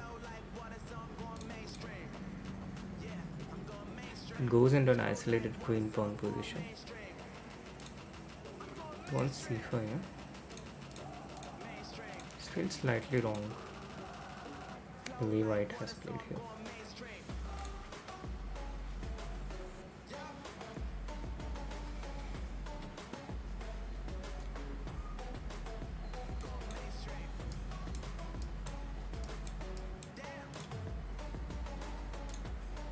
We have all our pieces out.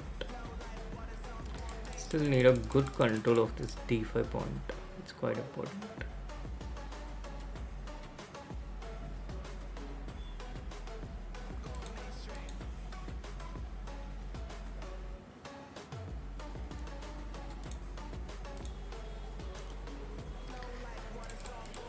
I play this move with a lot of reluctance because this just allows knight e5.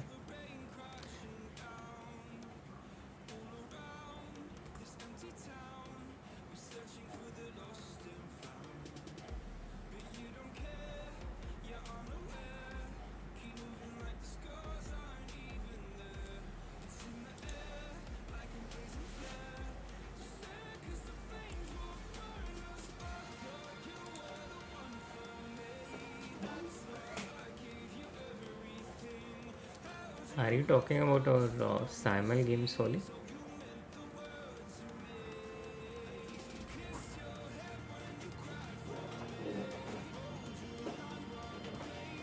Yeah, this is what I was reluctant about, but I think we'll manage to trade at least one pair of bishop.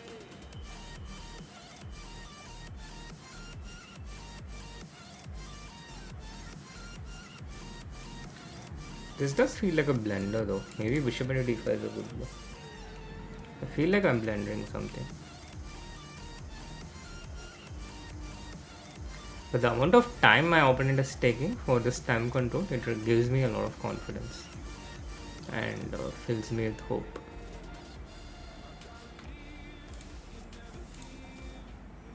Yeah, I had to take this. Now these pieces feel quite disjointed, but d5 just liquidates, just trades pieces and doesn't really give any real threat to us. We need to get our knight onto a better square, and these two knights are annoying. So let's get rid of one of them.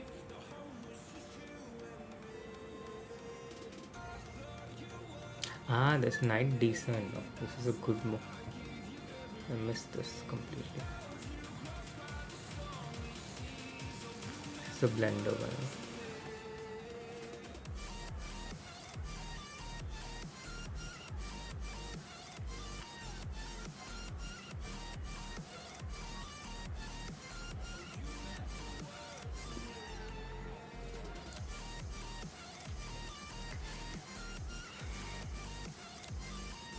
How do we complicate things?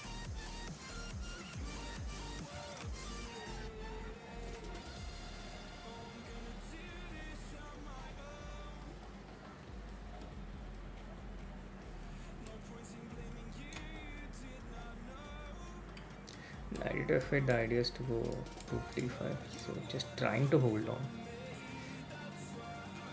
Shouldn't really be holding on though. The position feels so suspect.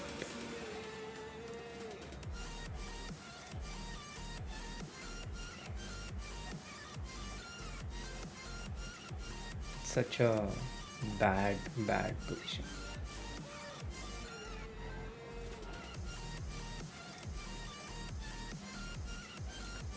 But thankfully, because of rook b5, at least I'm able to keep the game going for. Okay, this feels like a blender from his part. He shouldn't really have allowed this. Now I'm really tempted to play queen d7 and sacrifice my queen.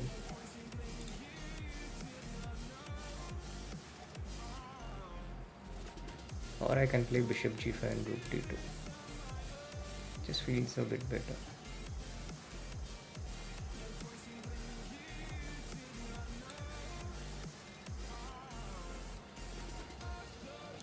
He sees it.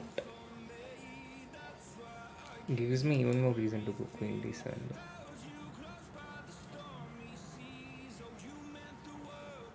Just go for it and see what happens. Queen h3 is also a deadly threat.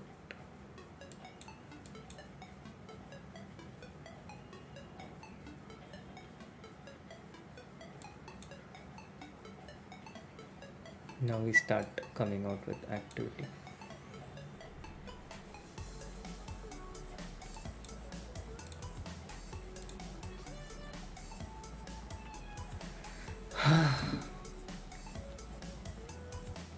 Is this checkmate? Rook h2, king g4, f5, king f3, rook f2 is checkmate. And thankfully it's working. This was such a fun game to play. Sacrificing queen. It happened because my opponent played really slow, kind of allowed me to do this, but this was a lot of fun. And my opponent has no move, so he loses on time. Duda drew his game, so he has 8.5, which leaves one main contender, Hikaru, is playing against Jobava and he's not doing that great. Black has a lot of pawns and Jobava is quite capable of playing blitz. So it's not going to be easy for Hikaru to intimidate his way out of this. In fact, with this flurry of checks, it's not easy for him to find a way to keep the game going, but he manages to find a spot for the king, but will lose his final pawn. But now Hikaru might be in with a chance. This move rook d6, very useful move. Head g6. Head g6 is going to be. Oh, he shouldn't have taken. He should have played a head 6 check. Head g6 was too fast. Bishop f6 is a very strong defensive move by Jobava, and now he keeps this f2 pawn, and he actually has a pretty decent chance of holding this one. The king stays on g6. He just moves the bishop. Now he moves the king, and the white king will not be able to come and take the g5 pawn. So now bishop e3, bishop d4 resumes. Hikaru must be furious with himself with what happened. He's got to play a few more moves out of inertia, out of denial, but I don't really expect anything great to come out of it. There was some really strong defense by Jobava though, who has only 1 out of 5 in his connection, so Hikaru can keep playing in the hope that another one of these disconnection happens and Jobava loses on time, like I did in one of the earlier games. Yeah, it's a very useful feature for the defender as well, that they can claim a draw like this automatically. Sarana is still playing on, so that should be the last game of round 9. He has the advanced b3 pawn, and this just gives away the rook. This knight can't, rook b4 is coming next. So Sarana is winning this one. Knight can't hold off against both the king and the rook. So that's the end of round 9, and Pranav is still playing on with 6 out of 9. Pranav and the FIDE master Adotand. I think I know this person. Tolong Gent. How do you pronounce his name? Tolo Gont again. I have played against him a few times over the board. He used to be one of the best players in our age group from his country. And in all these years we haven't learned to pronounce his name properly.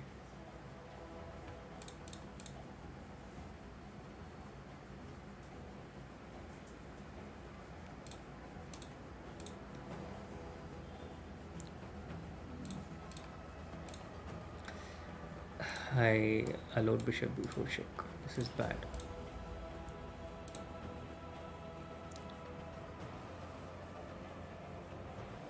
This is very, very bad from me.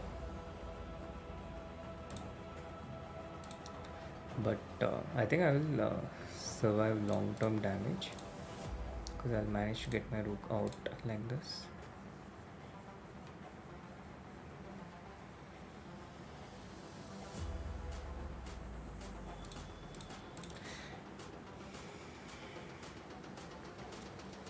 Rook h4 was another pointless move by just allowing him to improve his position.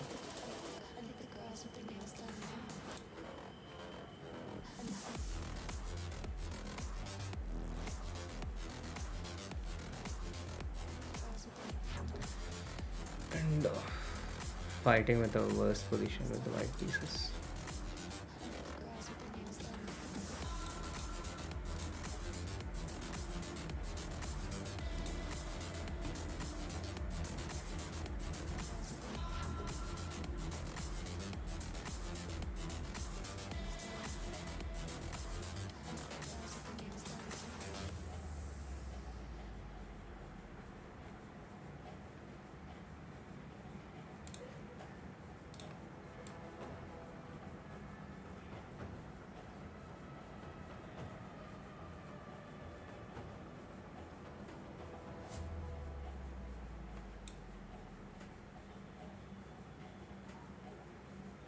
Now we have managed to create some counter chances.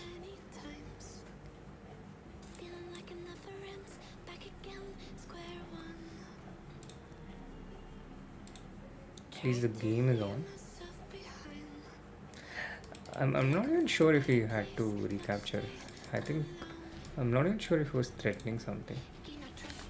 But due to some psychological thing, he just trusted me and recaptured, which gives me some shot at counterplay.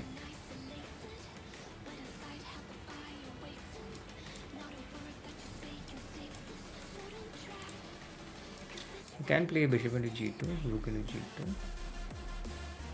It's one option.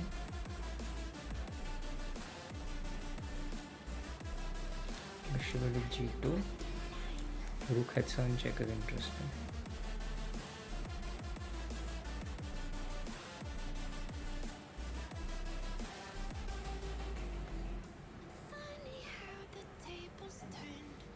Yeah, this gives us some chances actually. Bishop g2, we can play rook h7, king g6, queen into g4. Because I was calculating this line with rook c1 check, king h2, rook h1. The king goes to g3, and now there's no good check. He has to play rook into h7, and here I calculated some checkmate.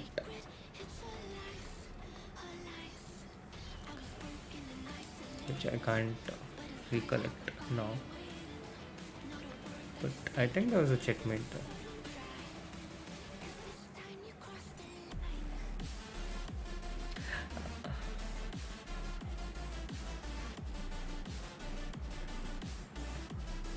It was knight e5 after a long thought.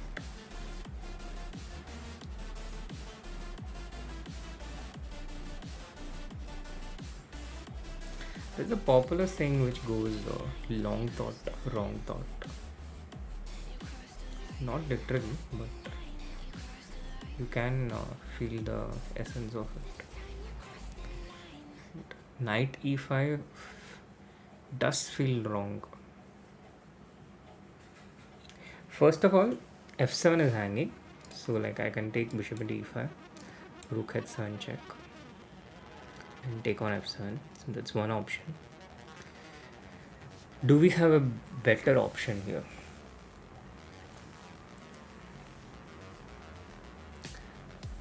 I think let's just go for something simple, yeah, because queen b1 looks nice, but I don't really know where it goes.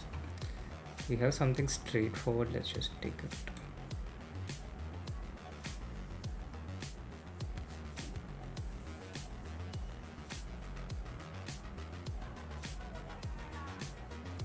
Yeah, now bishop d5, bishop into e5, queen into g4. Ah, no, then there's rook c1, bishop f1 in the end. This queen into g4 is quite strong. This is a losing.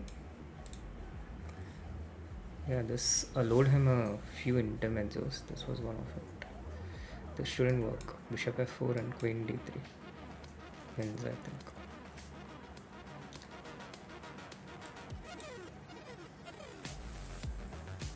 Now rook h5 is king g6, so we start with queen d3, goes bishop e4, and now rook h5 check is winning. Queen b1 is also an option. Again, bishop e4, it's pretty much the same thing.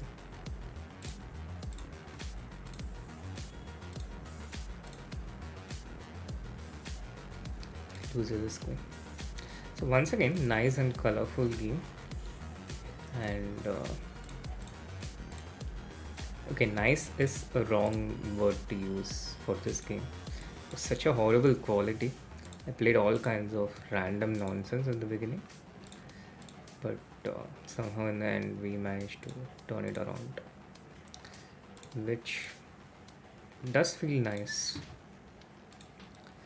And that we're just in time to catch the end of Duda's game. If Duda wins this, I think he's pretty much won the title Tuesday, and he seems set to be able to win this because he's winning this piece. Now rook c1 Wow, king is going to a7. Durarbeli has found some way to survive, but this shouldn't survive for too long. Oh, now he's lost. So Durarbeli, who was trailing by half point, has won that one, and Hikaru, I guess, should be on 8 points. It's just not been Hikaru's day today though. He was playing with 7 out of 9. I don't see why he's just not been Fabi's day either. He has only 7 out of 10. Hikaru's still playing. Let's have a look at how it's going.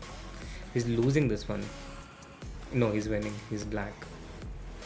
He's black. He's winning this one. So Hikaru's winning. He has 8 out of 10. Yeah, sorry about that. But that must have been a fun visualization exercise, no?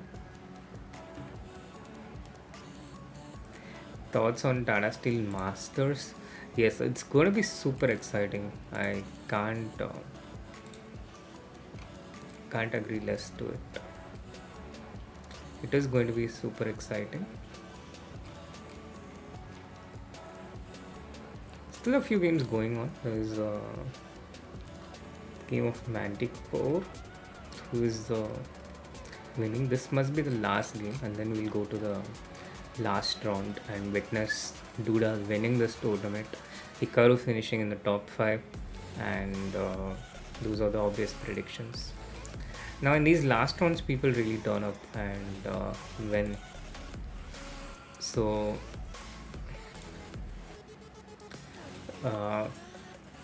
yeah, Duda will win with 9.5 out of 10. I think even if he loses, he's likely to win by tiebreak. The title Tuesday really favors a good start.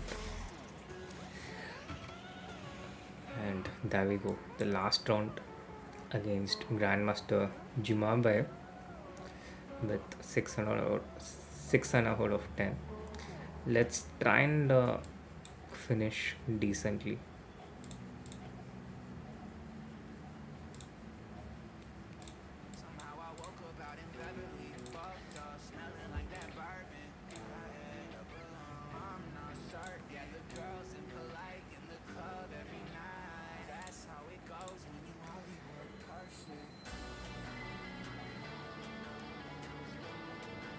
I have no clue what I'm doing.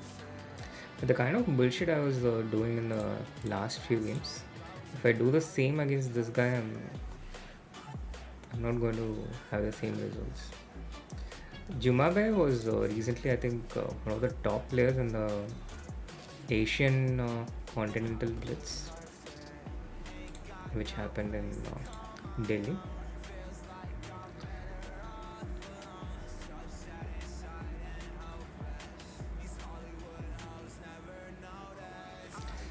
This hasn't quite worked out well for us, I think.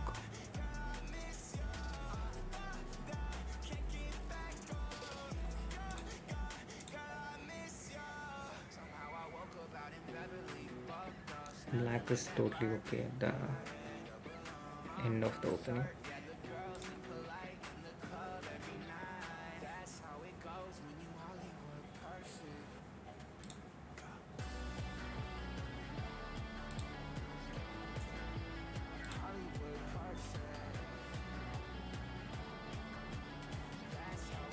Although the same kind of bullshit is unlikely to work against this opponent, it's still, I think, interesting to try and see what happens if we do it anyway.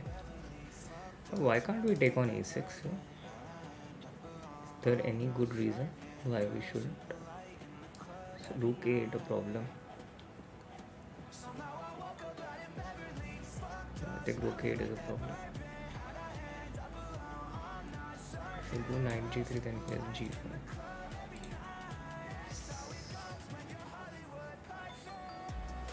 So I will wait like this for a bit.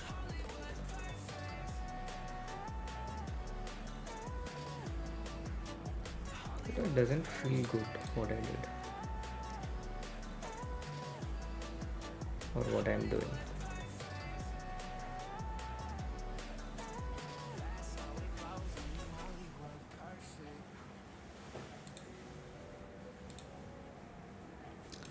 have this defended for the moment.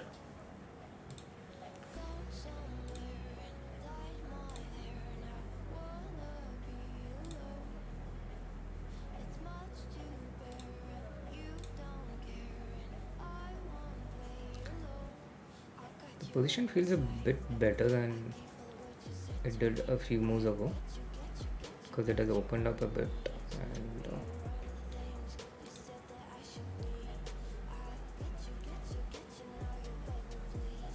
our bishops like that. Actually didn't see that going at all, but let's pretend that it's a sacrifice.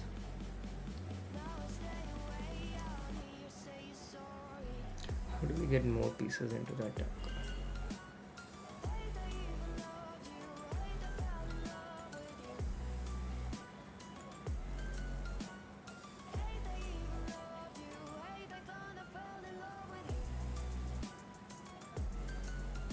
I really shouldn't be playing this slow.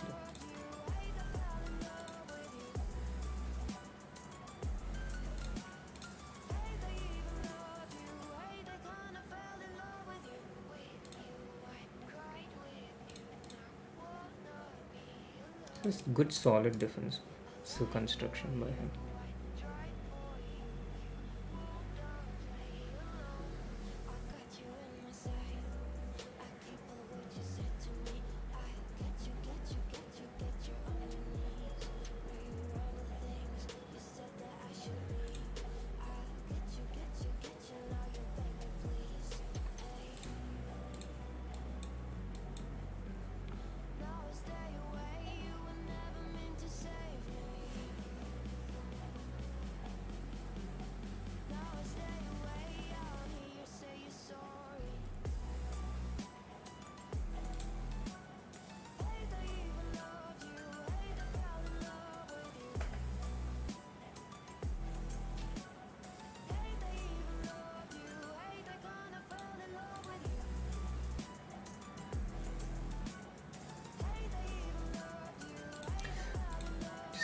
Too slow from me.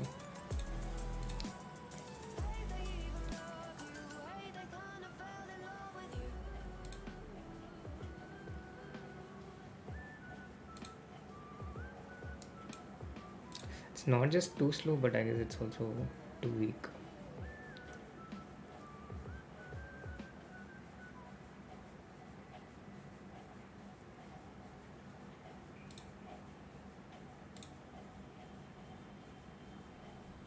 My defense, I had a lot of tempting options, which made it difficult.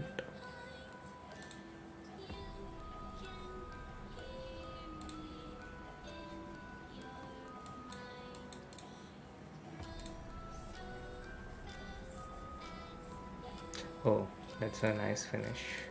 Kind of fitting finish for the day. Very bad game by me. But okay. In time to see the climax of Duda Hikaru, where Hikaru is just crushing it.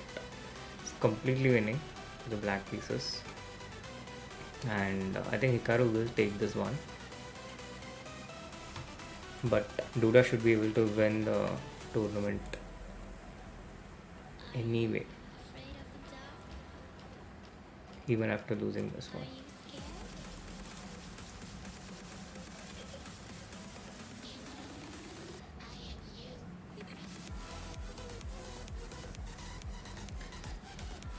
Duda is still holding on. He's still trying to defend this one, but he's unlikely to be able to be successful. I mean, look at this knight, and he's lost on time, collapsed in a hopeless. But he's won it anyway. As you can see, Jeffrey Chong has the same score, but Duda has a higher tiebreak, so he finishes in the top. A few more games going on. There is Andrekin against Wonderful Time, who recently there's some controversy related to Wonderful Time, but yeah, he's a very strong speed chess player, and he's won on time. He's flagged Andrekin. He also played well in the global championship, defeating Ding Liren in one of the games in their matchup. Once again, we have a lot of people with 9 out of 11. Seems like Alexander is going to be the unlucky one, missing out on a top 5 finish. Pranav, to his credit, did quite well. Wins the last 4 games, finishes with 8. The best Indian finisher. And to our credit, we also finished ahead of few players today, Raunak and Harsha. Although they only played 8 rounds, but that's just not our problem.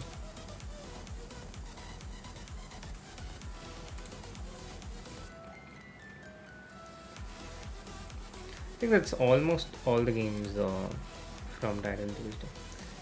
Or are there seems to be still a few games going on, few last ones, but it shouldn't really impact the standings. So where do we stand at the end of the 11 rounds? Alireza had 5 out of 10. What happened there? Vaishali with 6 out of 11, but where is Aradhya also 6.5.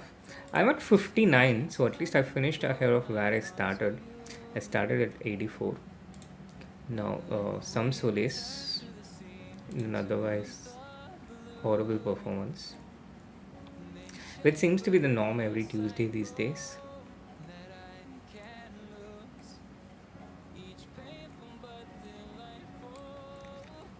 Now, where is Alireza? How did Alireza have 5 out of 10? Now, I can understand why wants me to see his Catalan game from Asian Continental.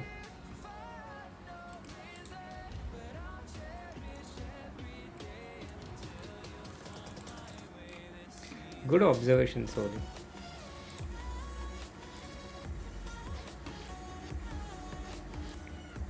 Soli, Hikaru defeated Vidit 3 times in 3 the Rapid Chess Championship. And there we have it. That's the title Tuesday. The top. Jeffrey Chong ended up winning it. Duda, because of that last round against Hikaru, actually ended up finishing second. I didn't see that happening. It's so unfortunate for Duda. He was dominating the entire tournament. He was leading the entire tournament. Finishes in the second spot. Deek finishing in the third spot. And Hikaru 4th. Wonderful time. 5th. Tied with Alexander, but some tiebreak working in his favor. And I finished at 61, which again is better than where I started. I'm just curious to see where Alireza ended up. I just can't find it. 5 out of 11. How is that possible for Alireza Firouzja? Did he not play the entire tournament? Okay. He stopped after round 8. So that's why 5 out of 11. Okay, that explains it. Still, we finished higher than Alireza. And yeah, beyond this is most people who probably didn't play the full tournament. But that's this week of Title Tuesday. And another attempt not quite ending up in success. Although 6.5 is higher than what we had at during the previous Tuesday. It's still a bit of an improvement. So maybe it will be 7 next time, then 7.5. At least that's the mathematical hope, that it will keep increasing by half point. And I do hope you had a good time this Tuesday as well. Thank you so much, Priyal Kanti. Yes, solely, I guess it was nothing personal, but yeah, I understand. His game was nice, but he just won't stop pinging you every day on Discord for it. I'll come to Discord someday. We don't know which day, but someday. Alright, chat, that's this week of Title Tuesday. Thank you so much for tuning in. Pleasure to be with you all, and see see you all tomorrow for the Arjun versus Fabiano Speed Chess Championship, and also for the World Teams Championship, where India plays against France. I think France or Spain. I'm not quite sure. But see you tomorrow, one way or another. I'll be here. Thank you so much for tuning in. Do hit that like button if you still haven't, and see you all tomorrow. Thank you. Bye bye.